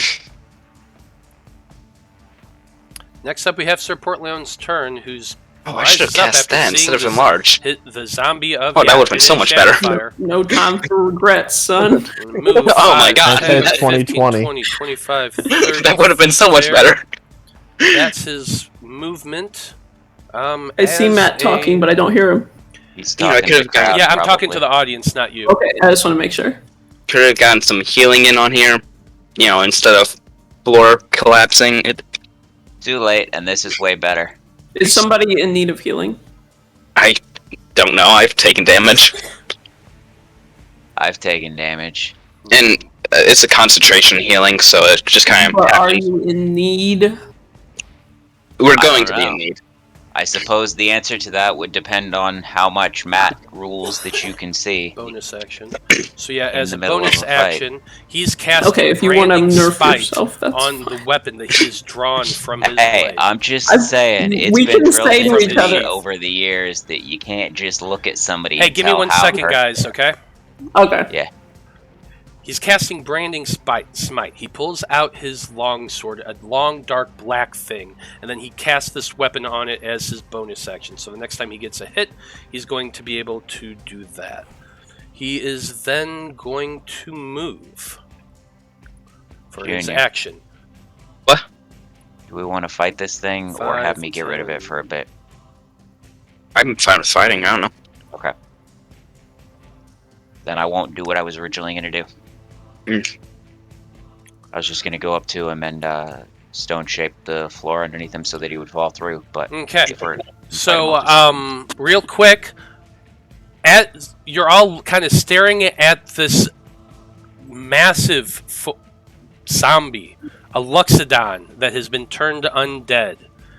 The zombie steps aside a little bit, and through the same door, you see the man that you've been looking for this entire time.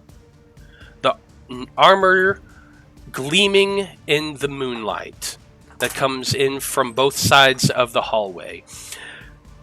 The bald head, sharp beard and sneer that some of you quite well remember, but actually the only ones who would remember it is Edmund and Shokan, who's currently hanging out, so never mind. But you do see this bald man with a sharp beard and an ugly smear step around this Luxodon. He has a long, dark longsword in his hand that seems to be shining with this strange astral gleam. As he looks at you and he just sneers, you see Sir Portlion. I know he's a bad guy, but as soon as you talked about shining in the moonlight, the only thing I was thinking is that I was getting hard, like Sailor Moon vibes. I mean, right? I like it. I should have had Edmund pull me up. As he's stepping around, he's saying, "What is this rabble? Who dares enter my manor?" But that we was lost our way to the bathroom. We thought it was a, sorry, my bad. Yeah, but that was his movement and action and bonus action to get to where Manor's he a bit is. sexist. I believe they call it a personer now. Stop. Yeah, so that's it. We are at the top of the order now. Matt, So, Cameron, yes. safe to assume that he has been described to us before. Oh, yeah, definitely. You've talked about this guy at length Cool. throughout the many nights you've been traveling. Sorry, Mr. Elephant, don't know who you are, but you're traveling with rather bad company, so I'm afraid I'm going to have to hurt both of you. I'm going to try and throw a spell out. You're throwing a spell out? Yes. Okay. Ow. Is there a reaction? I'm trying to decide whether or not he would react in this moment. He's still not quite sure what's happening, other than he's clear that he is under an attack.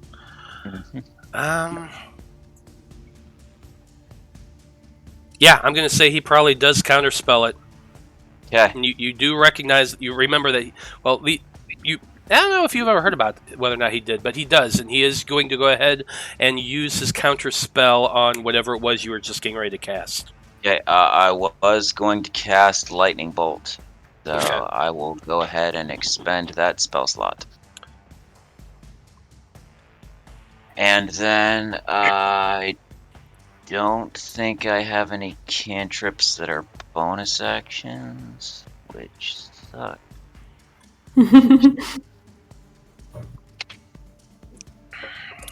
No, so yeah, I guess that'll be my turn. I just look at the elephant in Portlion and go, "Oh, talk about the elephant in the room." Yeah, absolutely. You do begin to cast that spell, but as you're casting it, you do see, he looks at you and you are... Hold on, let me double check to make sure you are in range. I have. Oh yeah, you're fine. Yeah. Yeah, you're fine. Never Yeah. mind. He is able to see you, and he was able to cast the counter spell. And you weren't necessarily surprised by this because you have heard he has magical powers, but it does definitely give you something to think about as he counter spells whatever it was you were casting at him. I will at least be saying out loud, "Counterspelling? How rude!" Yeah, how rude indeed. So that Blaznir at least knows, hey, he just counterspelled my thing. Yeah, I probably saw. So You do still have a bonus action and movement. Yeah, but the only thing I can really do that I know of with my bonus action is my shove, which isn't really going to help us either way. As for movement, I guess I'll just move back here, behind Blaznir. Fair enough. you're using me as protection, huh? I mean, an 18 AC is only going to help for so long. A 15 AC is going to do worse. That's true. But I don't know what your AC Alright. is. So. Yeah, I guess not. Whatever. That's fine. That is Cameron's turn. Next up, we come to Willow, who you are currently holding Ichabod by the arm. Now, did I hear them say talk about the Luxodon? I did use the word elephant multiple times. Well, it's one of those things with me focus on not dropping Ichabod, and then hearing her turn on the bottom floor. Yeah, you definitely would have heard him saying something about an elephant, so it's up to you how you want to choose to infer from that. Willow? Drop him. I've changed my mind. I think I heard the sound of a very douchey guy up there, and I would like to come up. I'm going to pull Ichabod up. Robed Kermit the Frog says, drop him. If she has to make a strength check, can she get advantage? Because I'm pretty strong too, helping myself up.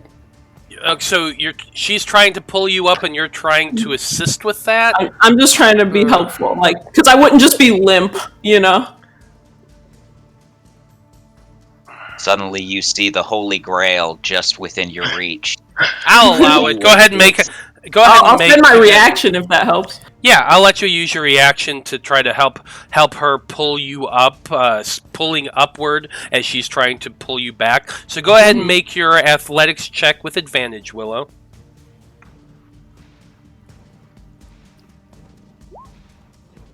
$13.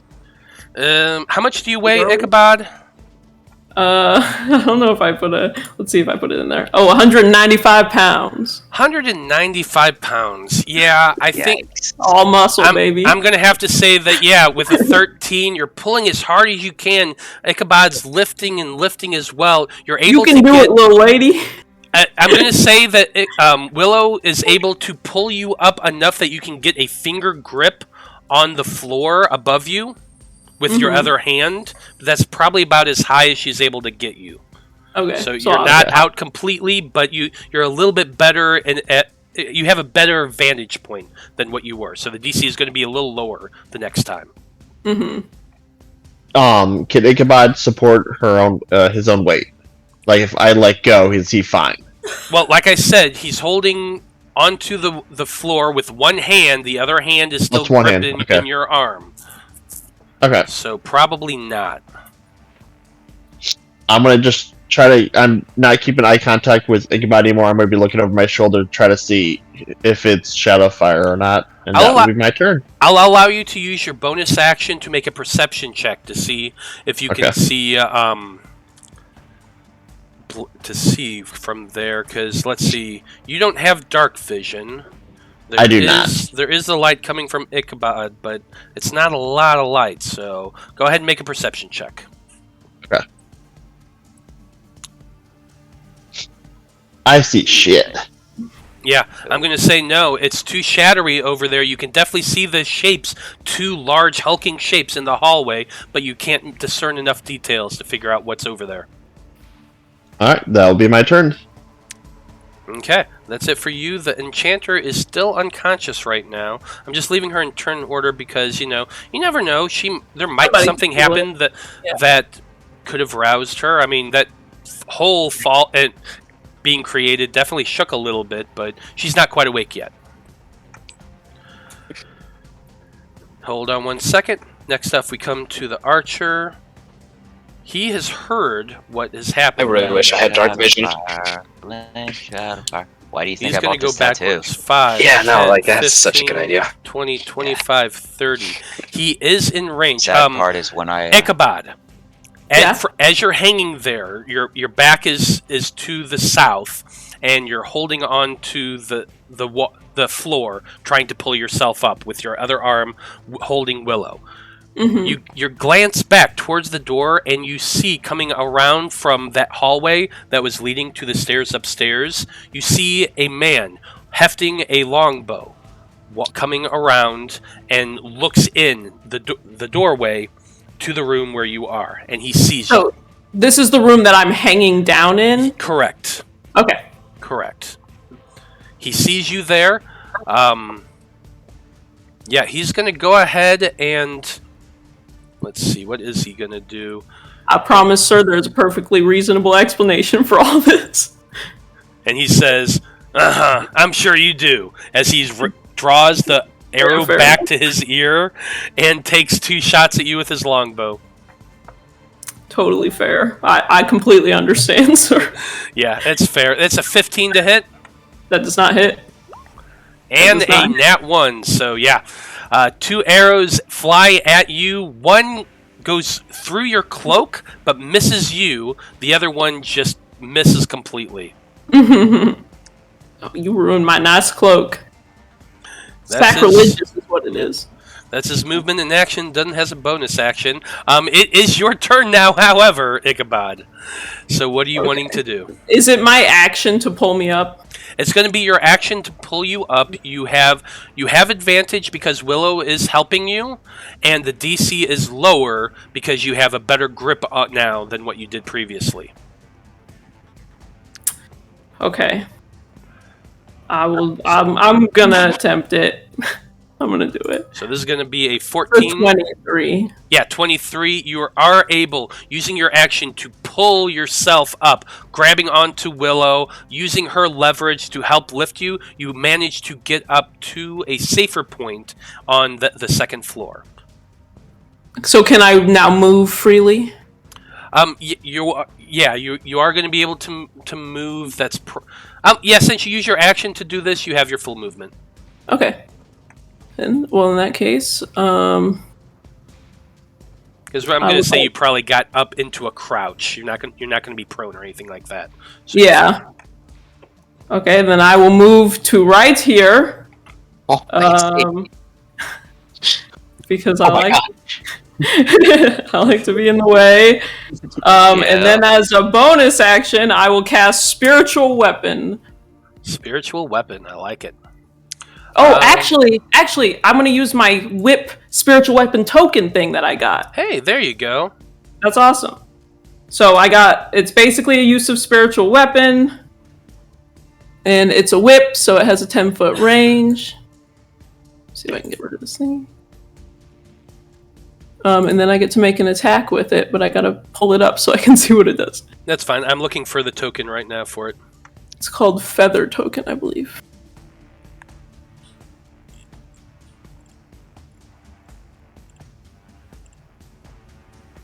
I can't find it. It's listed under Feather Token. Let's see. Here we go. There you go. I place it right in front of you. You can move it now, so go ahead and place where you're wanting it to appear. Okay, so since it has a 10-foot reach, I'll just put it right there.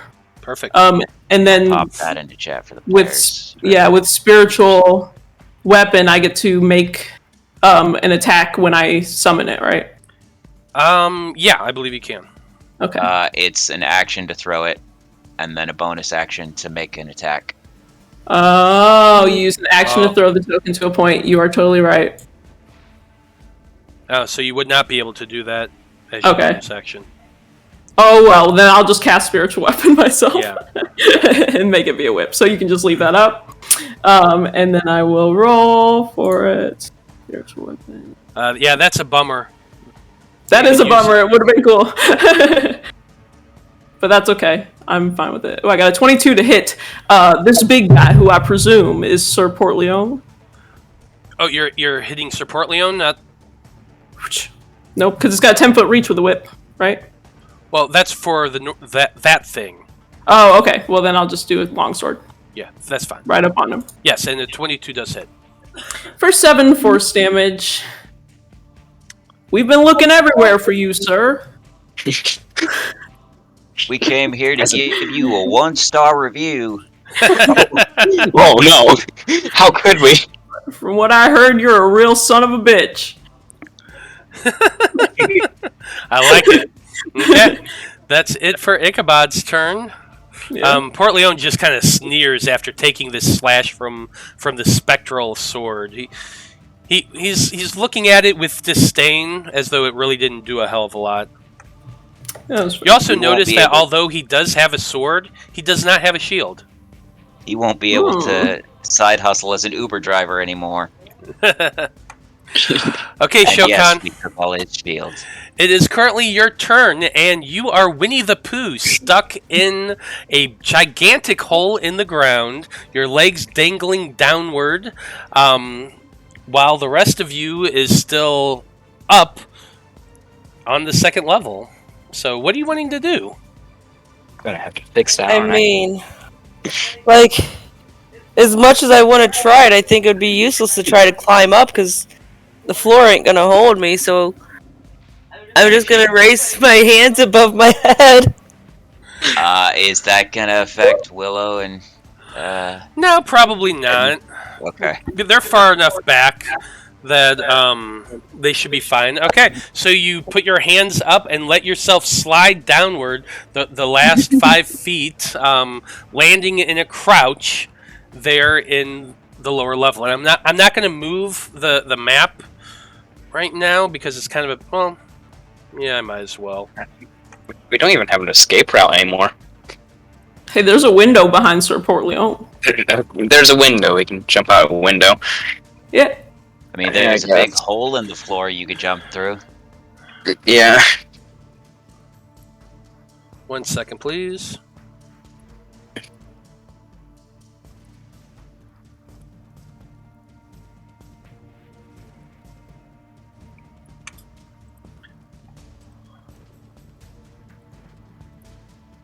Okay, so there you are, Shokan. You can see that the archer guy was right there from where he shot at Ichabod. Ichabod's gone. There is the rubble on the ground right there, and the legs sticking out from that rubble. And there's the guy standing there in the hallway. So what are you wanting to do? Well, I mean, obviously this is a bad guy, so I'm just gonna go over here.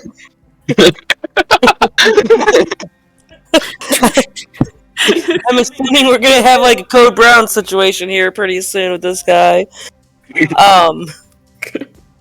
Now, do I get advantage or anything? Because I'm a fucking giant ass turtle coming up on. No, you don't get advantage on anything, but you do get Just to add a the extra D4. damage. Okay, that D4 is when I roll to hit. No, No, No, it's damage. damage. Oh, Damage. damage. Okay. And you also have an advantage on strength checks or saves. Yeah. So there's Those. 20 for that. I'm assuming. I mean, I'm gonna say it hits. yeah, 20 does hit. For 9 plus. Hold on, let me get that. D4. 11 damage. 11 points of damage. I'm gonna hit him again. 17. Does that hit? Yes, it does. For another 13 plus 3 damage. 16 damage. Okay, 16 damage. Is he down? No, he's still up. Okay, well then, I mean, you know, Fist of Fury. 21. Fist of Fury. Fist of Fury. I don't know what is it? Flurry guy, of come blows. Oh yeah, whatever. Flurry of blows. Having flavor, you know? Yeah, Fist no, of I Fury. like it. Fist of Fist of Flurry. Fury. I like it. Go for Flurry it. of blows, same difference. There, it's 7 plus 2. That's 9 damage. Another one for 19. Yeah. This poor guy. 9 plus. Being Yeah, squashed. so- Another 11 damage. More than enough to take this guy out with your 4 fucking strikes. So Poor go thing. ahead and tell us how this looks as this poor guy who is just paid to guard a mansion comes in, hears all this ruckus, and then a giant turtle falls out from the floor above and just comes up and starts beating the fuck out of him. So tell me, Shokan, how does this look? Considering my sheer size, I don't think there's much of him left. Yeah, I'd say you probably just leave a big red smear on the ground in front of where this guy used to be. Oh. He is dead. Horrible. Are we the Tell them it's a baddies? scam. We're the bad guys. There was no doubt about it. There is several doors open from where you were. There's one here. There's one here. There was one over here. All of these doors are open now, and you can see quite a bit.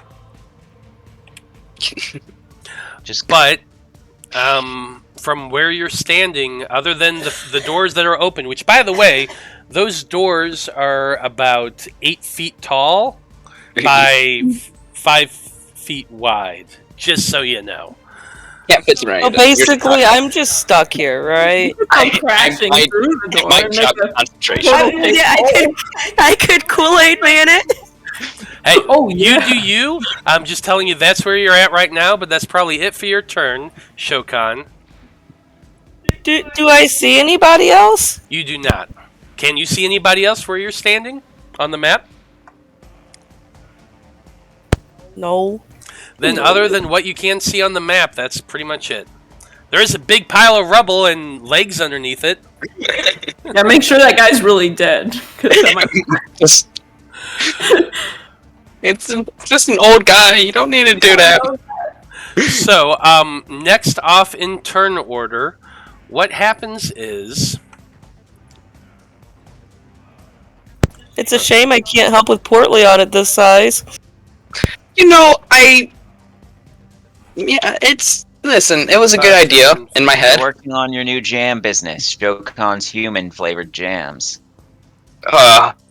So you do see that the door opens right next to you, Ichabod. Mm-hmm. Okay? A eye pokes out, looks around, and then the door is slammed shut. Yeah, you don't want this guy. Sir, if you're gonna get in this battle, I suggest you do it now or not at all. From there, you do hear the shuffling of movement, but that's about it. As he Now, pushes by eye, you the do door. mean an actual person's eye and not like an eye stalk or anything. They're gonna open a window right here, and she is freaking the fuck out. Oh, is But you did see a feminine eye poke out for at least one Okay. moment. Blaznir, it's Oh. your turn. Oh boy, I can do something really dumb. Please. I mean, By yeah, all why means. not? Please, yeah. dumb is Okay. funny as hell, so... Yeah, no. So my thought was that to instead seeing how Shokan went, cast enlarge onto Luxodon. But I don't think that's a good idea because it's a Constitution save, and I'm just guessing by the looks of this guy, he might be constituted. Cast Probably. reduce on the Luxodon. Well, it's still the same Constitution save, and Yeah. so what I'm going to do instead, since I can definitely see these guys now, is I'm going to just kind of wipe some dust off the walls because no one dusts this place, and take some drops of water and cast transmuted ice storm over those two guys. Nice. Good work. And I'm gonna change the cold damage into fire damage instead. Just because. Interesting. Muted So, firestorm. go ahead and pop up the spell real quick. There's So- that. A hail of rock-hard ice pounds to the ground in a 20-foot radius, 40-foot high cylinder centered on a point within range. So yeah, you could transmute that to fire. Downstairs. Yep. So it'd be raining fiery lumps at them. Magma. Yeah, Yeah. magma basically. Nice. So it's 20-foot radius, so I'll put that in. Oh, that's not what I wanted. Nope. Let's hope the walls don't catch on fire. Okay, not there. Yeah, right about there. Try to not hit Ichabod with this.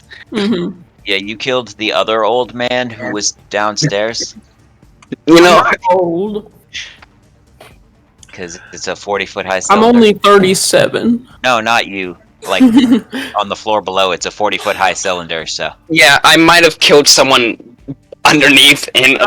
Oh, you're saying another. Oh old. fuck! Hold on a second. Let me look here real quick. Actually, that does make an interesting point because, like, does it go through walls and can it go around walls? I would say so. Probably. Yeah, question. probably. 20-foot radius, 40-foot high cylinder. Each creature in the cylinder must make a dexterity saving throw. Yeah, like I would assume. I think it's happening everywhere in the cylinder. Like, it's not originating from the top and coming down. It's like just happening. Maybe. I mean, it doesn't say this Like, effect travel through walls. There's precedent for spells that say this does not go through walls. Yeah, it doesn't say Fireball anything goes- about it being able to go through walls, so I'm going to say it can't. It's not going to be able it's to go like through Fireball the walls. goes around walls and stuff. It can go around, but not Yeah, through. but that's what I'm saying is that if it didn't go through walls, I feel like it would specify that it didn't. I don't think it would specify this goes through walls. It's just any creature within the cylinder. Yeah. Hang on. And there are spells that Line say of this doesn't line- travel through. PHP page 176. Let's see what it says. Okay. A line of effect is a straight unblocked path that indicates what a spell can affect. A line of effect is cancelled by a solid barrier. It's the line of sight for ranged weapons, except that it's not blocked by fog, darkness, and other factors that might limit normal sight. It's line of sight. Line of effect.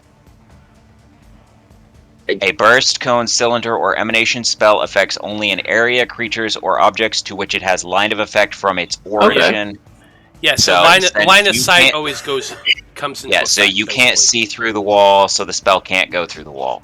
Okay. So it can affect the area within this hallway, but that's really it. So it's Okay. going to fill this, like, what did I say it was? Like a 15-foot tall or 12-foot tall, 12-foot tall.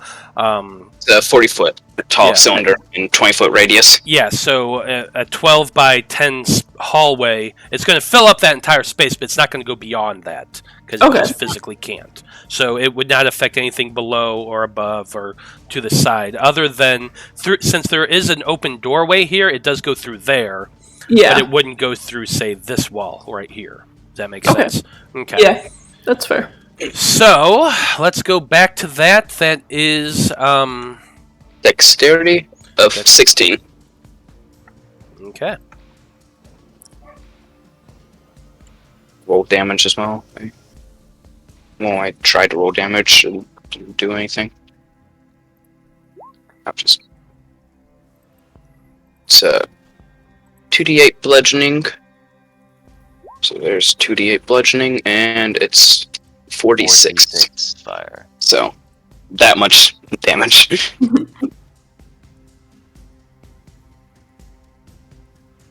Nice. Okay, so looks like Fail and a fail. why don't you just use the spell on the sheet to I roll the tried. damage? I tried before. It just pops up with Weird. that. I think So- you're hitting something wrong. We'll go over it later. And it's fine. How I do every other spell. In either case, since Anyway, it's so 16, that should be a fail. let's see. So both did fail. So 2d8 bludgeoning damage. I'm going to do that first.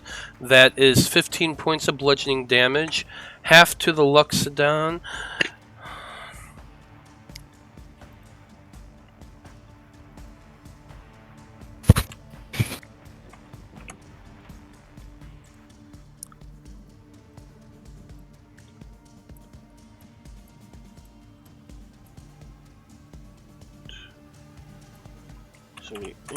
And then we'll do the fire damage. 18 points of fire damage.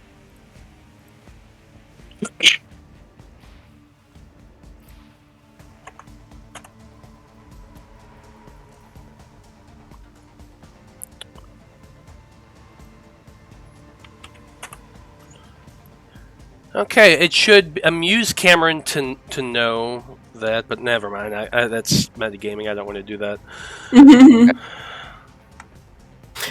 Teasing us. It might amuse me to know, but I don't know, so it can't amuse me. You cannot be amused. How dare you?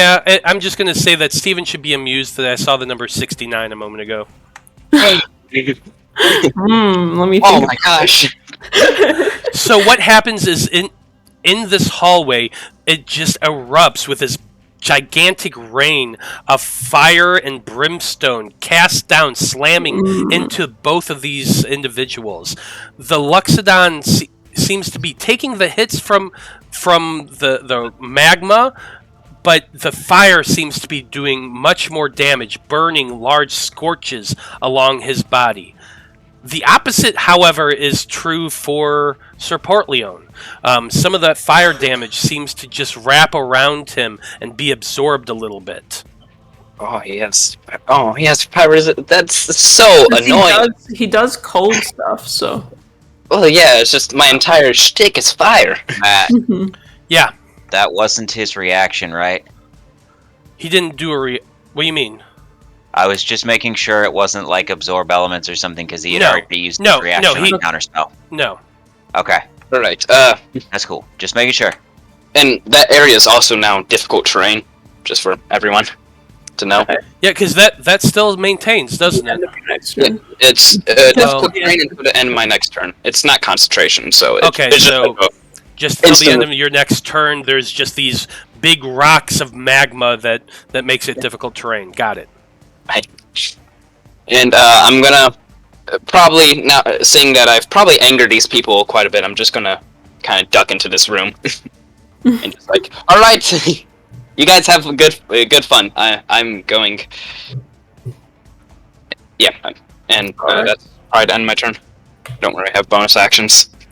Fair enough. Wait, can I drop a concentration on a large? You can if you want to. Yeah, that's not useful. Because you can't see her? It's not useful. She was beating people to a pulp, literally. Well, no I matter don't think what, you want Blaznir chose to let go of the spell, so Shokan, after beating that guy to a pulp in the lower level, suddenly your body just suddenly shrinks down and you're back to your normal form. Clearly, it's punishment for killing that guy. Clearly. Good, now I can come upstairs and help. Mhm. I couldn't before. Okay, that's it for Blaznir's turn. We come to one of the guards who did make it up the stairs, and they're running in that direction. 5, 10, 15, 20, 25, 30. So when did they make 5, their 10, I don't get 15, paid enough for 20, this shit 25, save? 30. That's a good question. That's a very good question. It's when they it's, see all, it's all about perception. Now, the funny thing is, that archer guy on his next turn, he was planning on making the. I'm not getting paid enough for this shit. But then he died, so he can't do that anymore. Then he got turned into a pulp, and pulps don't get paid. So Yeah, He yeah. didn't shot at me. So next we come up to that undead Luxodon that's standing there in the hallway being pelted by rocks and fire and shit like that, and he erupts with just a loud difficult terrain, so 10 feet, 20 feet. He's going to move out of it to right there, and Ichabod, you are right in front, so it's taking some swings at you. Sure. good luck. That's what I'm made for. Not what I'm made for, funnily enough. It lifts this gigantic, massive, silvery warhammer that it was holding at its side, and never mind. No one would recognize this. Never mind. Anyway, sorry. Yeah, we're all new party members. It's our fault, Matt. We're the ones who died and/or decided to make new characters. Anyway, pretty much. does he hit me? Anyway, let's see if he hits you. God, this entire section would be so much better if we were still the same characters. That's a 19 to hit. A 19 does hit me. Okay, 11 points of bludgeoning damage as that warhammer slams down into your side. It's taking a second swing at you. Okay.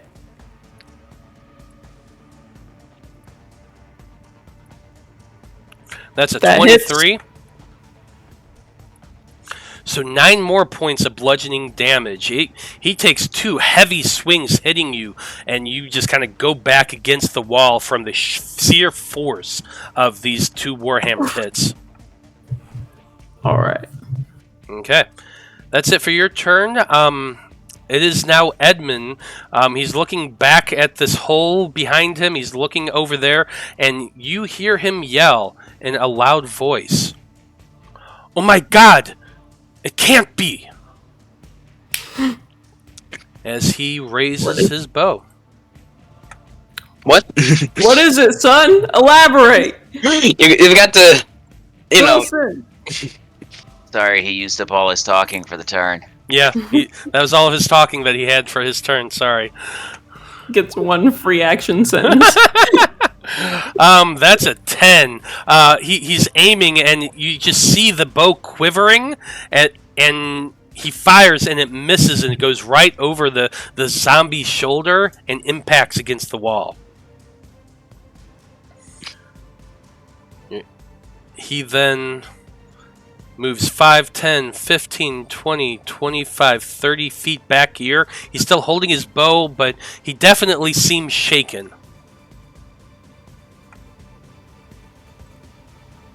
Okay. That's it for his turn. Next we come to Portlion. Portlion ain't too happy right now after being hit by quite a bit of shit. Fair.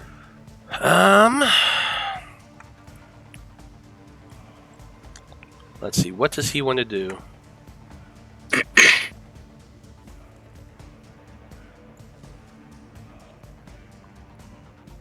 Well, we got one guy in combat with Loxodon, and he knows about 2 spellcasters, and Yeah. You're gonna have to go through me, fella. Yeah, he's staying right where he is, actually, and he begins casting a spell. counter spell. You have a reaction you can use, so if you want to, you can Oh wait, counterspell. no, I can't. Never can't? mind. I don't have it prepared. Got it. Counterspell prepared? That was probably the most important thing you could have prepared for this battle. Yeah. Because he's So, like Dimension Organ. well, what he is doing is he's... Actually, hold on. He is going to move. He's going to move 10, 20, 30 feet, walking right up to you, and his weapon is at his side, but instead of raising his weapon, Ichabod, he raises a hand. Okay. And what And he's Pierre- going... Maybe. Nope. He is casting Cone of Cold. Ugh. Cone me. Could be worse. Wait a minute. Oh, so I make a con save? What the hell? I just want to roll this one more time to see, because he only got an 8 on that? I mean, He would Says literally 8. have to have rolled all 1s for that. It says rolling That doesn't 8. make sense. Well, I think that there's it looks like it's broken. It does look like the Yeah. formula is broken. 8d8 does. apostrophe. Yeah, sorry. No, Oh, you're I good. see exactly what it is. Yeah, there was a hyphen after Mhm. it. Yeah, I was gonna say the math does not support it rolling 8 1s twice in a row. Yeah, But pretty cool, okay. huh? Sorry. But it is a DC 12, and it is... So just so you know what Cone of Cold does... a blast of cold air erupts from their hand. Each creature in a 60-foot cone must make a con saving throw or take 88 damage. So I'm going to pull out a cone real quick to show you exactly where it can go. 60 feet would probably hit even Edmund because he's only like 45 feet back. I think so. So, let's see what happens.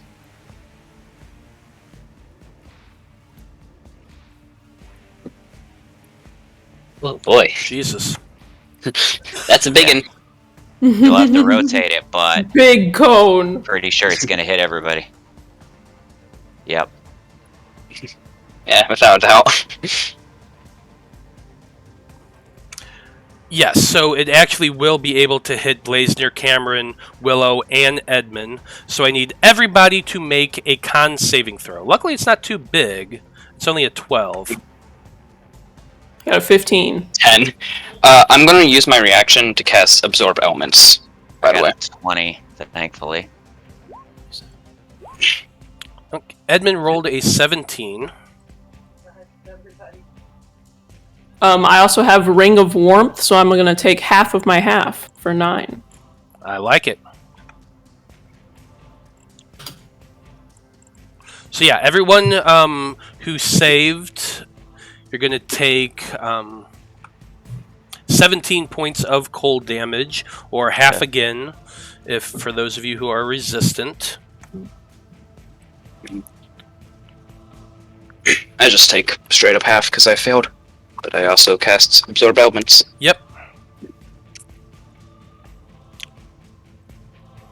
That could have been horrible for me. Okay. That's it for Portlion's turn. He's Matt. looking... Yes. I just sent you a message.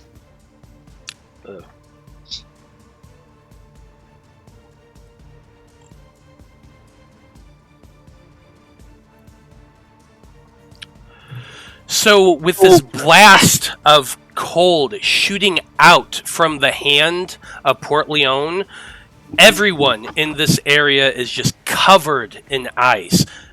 Some of you took more damage than others. Cameron is definitely looking really fucking hurt right now.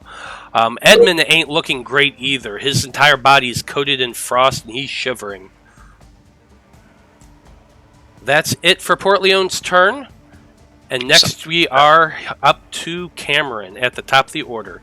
So Cameron, what are you wanting to do? How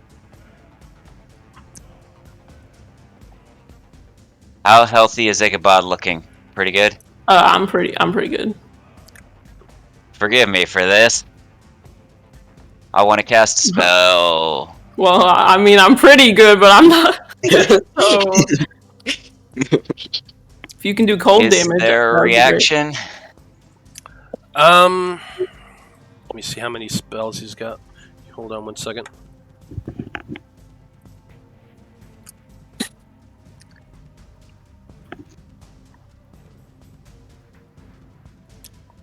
I'm going to say that no. Because of the fact that Ichabod's pretty damn tall, the Luxodon is also very tall. As tiny as you are, it's hard to see what you're doing. So he's not able to. He doesn't have a great passive perception, so he can't see that you're casting, but he doesn't know what it is, and he is going to allow it to go through. Okay. Oh. Can we rotate this?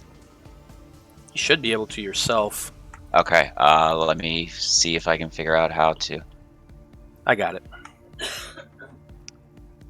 So yeah, basically, I'm making sure that I get Portlion and Mr. Loxodon in it, and nobody who is behind us, so not like me or Willow or anything. Okay, so it is going to... Well, it comes directly from you, so it is going to be right there on you, but Okay, that's fine. you are able to hit the Luxodon, Yep. the Knight, and Ichabod all at the same time, so I'm assuming it's DC Lightning Bolt. 16 Dex save for Lightning Bolt. You got it. Bro, fuck me. All right. I'm not good at dexterity either. Uh, Oh, I just met it. Hey, you did it.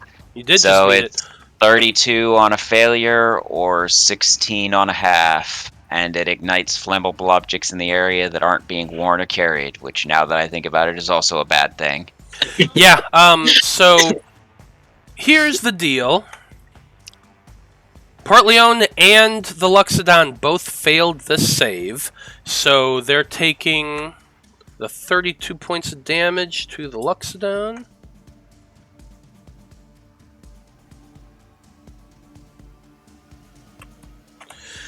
With a zap from your hand, the Luxodon looks extremely hurt. Somewhat charred, in fact. Portlion gets hit as well. He's not looking nearly as bad as some of that lightning energy that you hit him with. It doesn't seem to do not as much damage as you were expecting it to. He has magic resistance, doesn't he? Don't know. Feels like there's a He took spell my to give full you a spiritual resistance to, weapon, like, right? An element for an hour, but that only works on like one thing at a time. So yeah.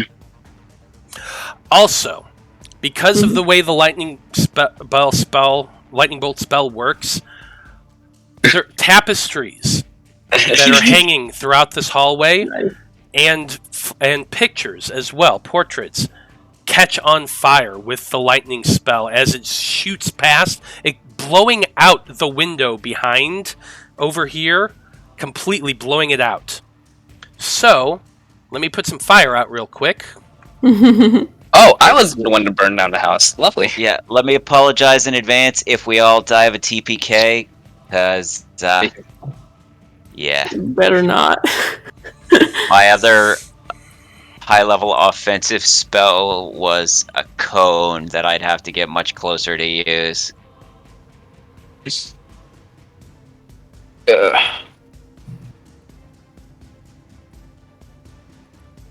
Things are definitely getting interesting now. Yeah, they are. Since I took that damage, I'm going to make a concentration check. Okay. For my spiritual weapon, it's 22. Yep. You save. So, yeah. I don't have great flames, but you get the idea. Yeah. Yeah. I just want to get a turn in. Yeah. And let's be clear here. I will say, I'm so sorry, Ichabod. It's fine. It's totally fine. I'll be alright. I'm like singed. Yeah, you're definitely singed. The brim of his hat's definitely singed. Wasn't as bad as it could have been. That much is for certain, my friend. Well, anyway, Willow, it is your turn now. You just saw a lightning bolt go shooting down the hallway, and you're starting to smell smoke and see flames. So what are you wanting to do? Well, knowing that it's Shadowfire now, and that he would have hated being a zombie, and a tear-filled rage, I want to run up to him, and I'm going to attack Shadowfire. I like it. I can't take it. You don't know it's Shadowfire. Be strong. My heart tells me it's Shadowfire. Well, no, we don't know it. You probably would, but I have no clue who this elfin is. All I know is that she's crying again. Totally 21 on my first attack. And she's going through 21's puberty. gonna hit. For 16 damage. Ooh, the Loxodon is looking massively hurt right now. He's barely holding on as you cut a gigantic slash through his body. Actually, hold on. That's radiant damage. Oh, Some of it is, yeah. Nope, still hanging on. Okay. And then I'll do my second attack. 16. 16 does not hit.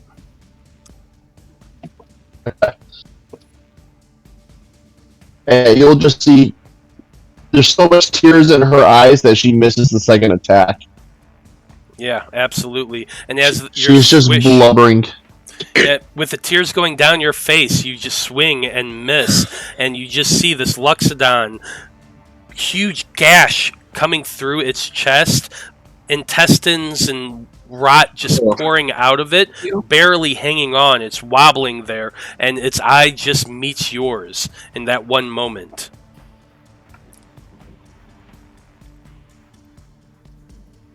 It's not fair. He did. Everyone gets taken away from me. Ichabod, you're up next.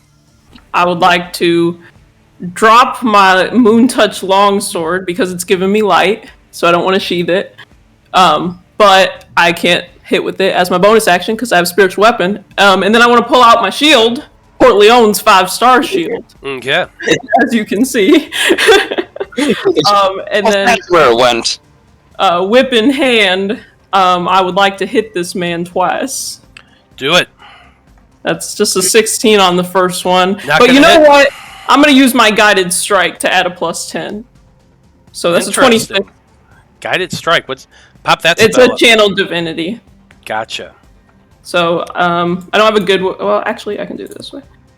Then you'll see both of them, but guided strike, when you make an attack roll, you can use this feature to gain a plus 10. Okay, yeah, using your channel divinity, your strike is guided, and with a 26, that is going to hit. Okay, so that's going to be 5 slashing damage on that one. And then I'm going to try to hit him again. It's just a 15.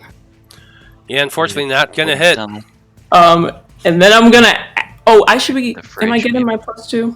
I should get plus 2 because I'm dueling. I've got one weapon. So plus 2 for the first one and...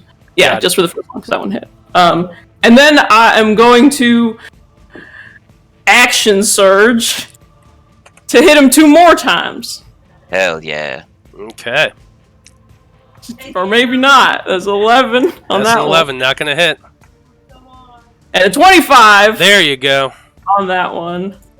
You got any more of those tripping? There you go. And that one's got the 2. Yeah, I will expend a superiority die to trip him with that last one. And I still have my bonus action. So I'm gonna try to trip him. So make a there it is. Strength saving throw. Strength saving throw. Probably pretty strong, but it's worth a try. Oh, and I add the D8. So at least it's a D8 extra damage. Wow, he rolled a 7. God. So 6 extra damage, and he's prone, and now I'm gonna make my bonus attack with my spiritual weapon with advantage since he's prone. Yeah, you can. That's a crit. Ooh. Eat Okay. it. When a problem Don't add that comes +2 because that's you for must my trip it. whip. So 12 plus 4 for 16 more force damage to him. Trip it good. Okay, well, he's going to go ahead laying on the ground. He's using his reaction to cast Hellish Rebuke. Give it to me. However, hold on a second. That one's done wrong too because he has a special ability. Hellish Rebuke just does a straight amount of damage, and So I don't get to make a save. so it's no roll. Hold on. His Hellish Rebuke does 20 damage, no roll to enemies who fail their save. So you do got to do your save. Oh, I do get to make a save. Okay, dexterity. Yeah, dexterity Dex save. sadly. I got a 19. 19 does advantage. save. So that's half. That's 10 points of damage. 10 points of damage. I'm officially not looking so hot, but I'm feeling pretty powerful. You're still looking hot. You're just But hurt. still, black I'm looking flames. bloody and hot. As that reaction, those black flames slam into you, Ichabod, burning you quite a bit. But luckily, you only take the half damage. So I suggest you stay down. yeah, because he is currently lying prone on the ground. And let me do his damage. He used his reaction. Reaction. So in that case, I am going to use my movement to back up. 15, Okay. 20. Right here. It's a good spot to be in. Yeah, probably. Okay. Now that's everybody it. else can get in the fray. That's it for Ichabod's turn. Next up, Shokan, you are down below in the lower level, and you had just shrank down. You hear from somewhere beyond, to your, let's see, you're standing there, to the northwest of where you're currently standing, you hear a very loud shriek and yell, and then the sound of a door slamming. Uh-oh. Okay? That's not good. Okay, can I have the map that I'm actually on, though? Yeah, you can see that right there. Okay. But, so... Is it reasonable to assume that I know how to get back up to where that battle is going on? Because, I mean, I feel like when I was hanging in that hallway, I would have seen them fighting before I dropped down. So would I be able to get back up there reasonably? Yeah, yes, and it is actually your turn. So, where you're standing, you can see the hallway here to your, directly in front of you, to the west, which you know is the route you took to go back upstairs. Okay, then I'm going up there, and I believe I can dash. Yeah, I can dash up there, so that would give me, let's see, 45. That's like 90 feet of movement. So, hold on. 5, 10, 15, 20, 30. Okay, so if I'm at the steps, how much more movements, Let's see here. 5. or how much more feet of movement would be to get up the steps? Or actually, could you just tell me where I would land for with 90 feet of movement? Yeah, absolutely. It'll be easier to do that. With your 90 feet of movement, you're going to end up right there. Okay. And I don't believe I can do anything else. Because You've used your movement and your action so far. Can you use your bonus action for anything? Oh, I got step of the wind, which is I can use a key point to take the dash action as a bonus action, so I could get further, even a little bit further. Okay, yeah, so I'm gonna bonus action step of the wind. 5, 10, 15, 20, 25, 30, 35, 40. I'm gonna go right here. Yeah, and when you get to that point, and you see the door open with the dead body in the room there, you can see that there is another spearman right here. Okay. Oh. And I actually did not end up where I was hoping I was going to end up, but oh well. Okay. Still closer. That's it for your turn. Next off, we come to one of those commoners over there. Oh, wait a minute. Well, do you remember what was your initiative? Do you remember, Shokan? Me? Yeah. I think it was 13. 13 sounds like a good number, but I'll look it up. I'm looking. Yeah, we're a little out of order. Yeah, it is out of order, but I'm going to be fixing it here in a bit.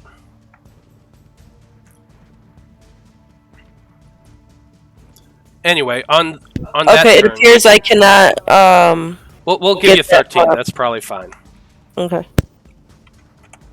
That sounds about right because Ichabod was 14. Mm-hmm. Yeah, I'm pretty sure it was 13.5 or something. 130 right now. 130. That's impressive. Super fast. I hate this. Terrifying. I'm leaving Anyway, now. next up we come to, well, you guys can't see her. The lady that was there. We hear a She's crash of actually the window. Well, you don't hear a crash, but yeah, she is climbing out the window. I don't mind saying that's what she's doing. Better run. Lovely. Yeah. She's climbing out the window and she's making a run for it. She don't want to deal with this shit. Yeah, no, that's the best option. Blaznir, Yes. come to you. All right. What are you gonna do? I'm gonna kind of step out and I don't know what I want to do, honestly. Because I'm assuming I have That's enough away. Yeah, well, it goes at the end of my turn, but it doesn't matter. I'm not walking into that space. But I assume I have enough passive insight to kind of know what's going on between the dead Shadowfire and Willow. I mean, I doubt it's too hard to figure out what's going on there. All right, I'm gonna kind of like, hey, Willow, do you want me to, or would you like to? This is my foster bear. Alright, then I'll let you have it. And I'm gonna see Portlion on the ground, and I'm gonna cast Blight on him. And just kind of a sickly green ray just, goes at him. And he has to make a Constitution save throw. Okay. That's a 20. So yeah, he takes half damage, which I can't. Alright, advanced dice roller. D8. 8d8. Roll. So, half of 37.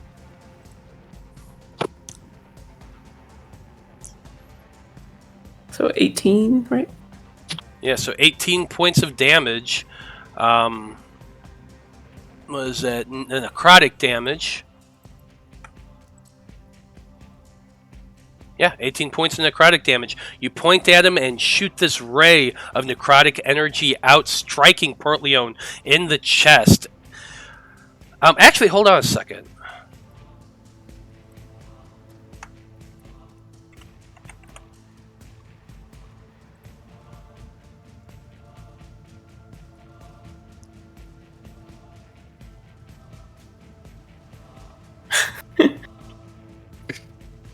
Nope. Don't like. Never mind.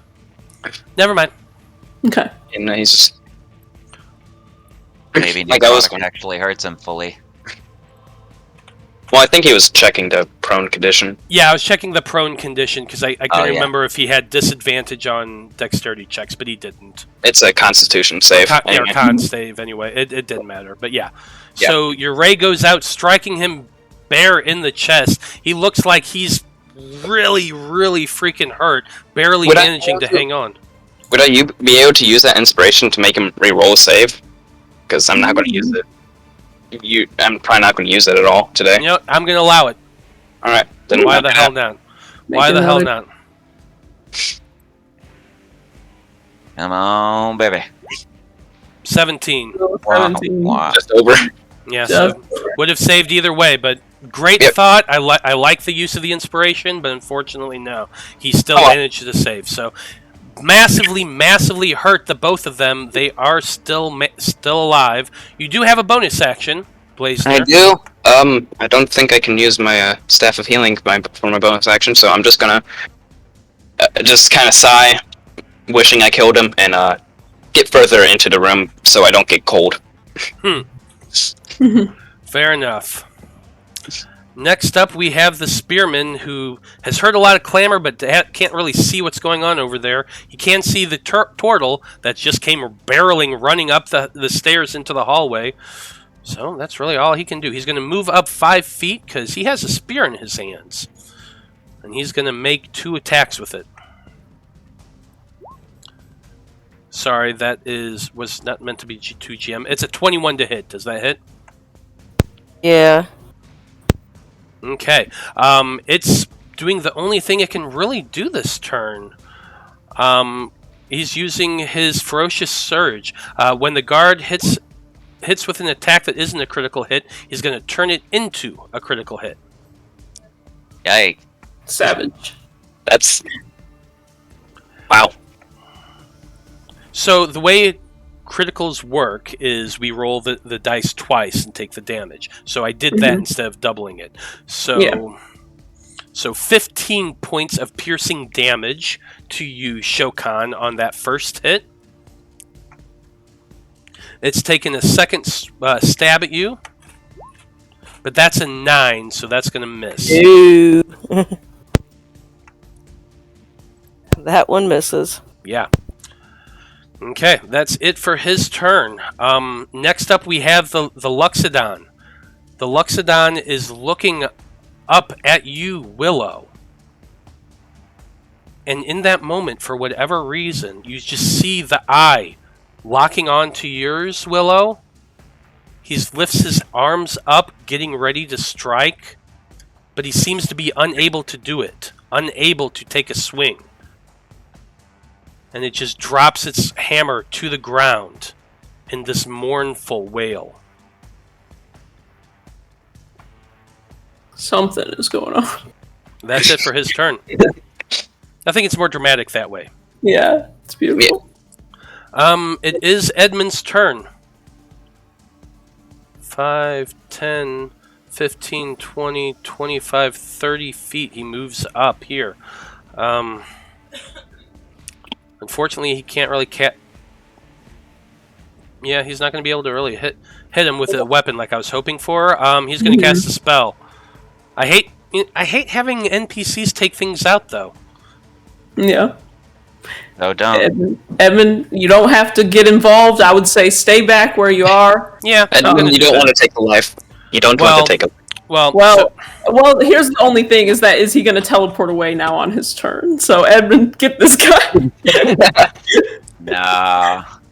No, he wouldn't do that. No, Portlion wouldn't do that. I would be really upset. Yeah, I'm not going to lie, guys, because it is 6-12. Realistically speaking, if Edmund didn't take the shot, Portlion on his next turn would Dimension Door Teleport away. Yeah. Take this shot. And Edmund definitely would take the shot because Portlion's the one who's been trying to kill him. I know. It's just I hate giving the kill to We're an fine with NPC, but you're all fine with it, so I'm going to allow it. Yep. Go for it. I don't want to fight this guy again. You got this. Okay.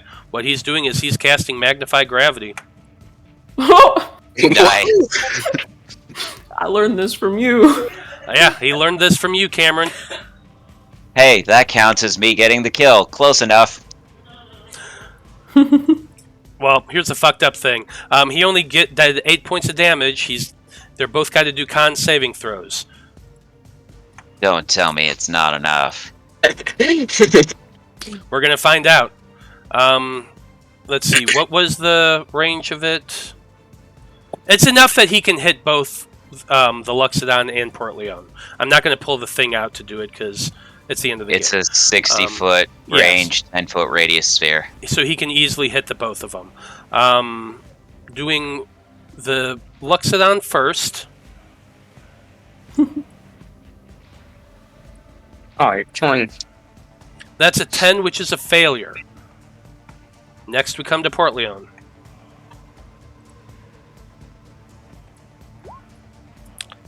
That's an 11, which is a failure. Yes. Thank Christ. How?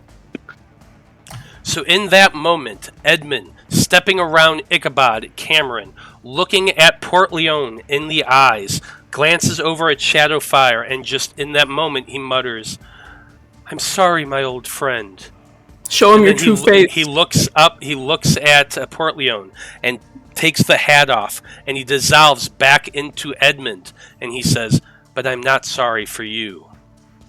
And this eruption of force, gravity, energy just crushes the two of them in an instant. Both of their bodies just condense in just a little bit, but enough that Ichor explodes out of the zombie. Portlion bursts out in a bright red flash of blood and sinew, and the two of them both fall to the ground dead. I saw him casting a spell that I taught him, and I was like, "Go, man, go!" And that's where we're Willow's going gonna to run over and just We're start ending the stomping on session. Sir Portlion. You do what, Willow? Willow is running over to Sir Portlion and is just gonna keep hitting him repeatedly, even though he's dead. She's not gonna stop. And I so Willow just runs over there, starts smashing Portlion again and again, just basically this big meat sack that has been crushed by Edmund, and she's just screaming as blood showers her like Dexter, and she is just covered with blood as the hallway is burning. And that is where we're going to end things this evening. Yeah. Is there? Oh, yeah. Yeah. So, great job, everybody. That was a really interesting session, and I think we all had a lot of fun. Yep. Thank you to everybody who watched this evening. This was crazy and chaotic and a lot of fun, and we're going to find out what happens next time on the Debauchery Circus. So, on behalf of everyone here, on behalf of everyone here, I just want to say thank you for watching. Have a great evening. Yeah, you did level up. And good night. Good night, everybody. Bye. Bye.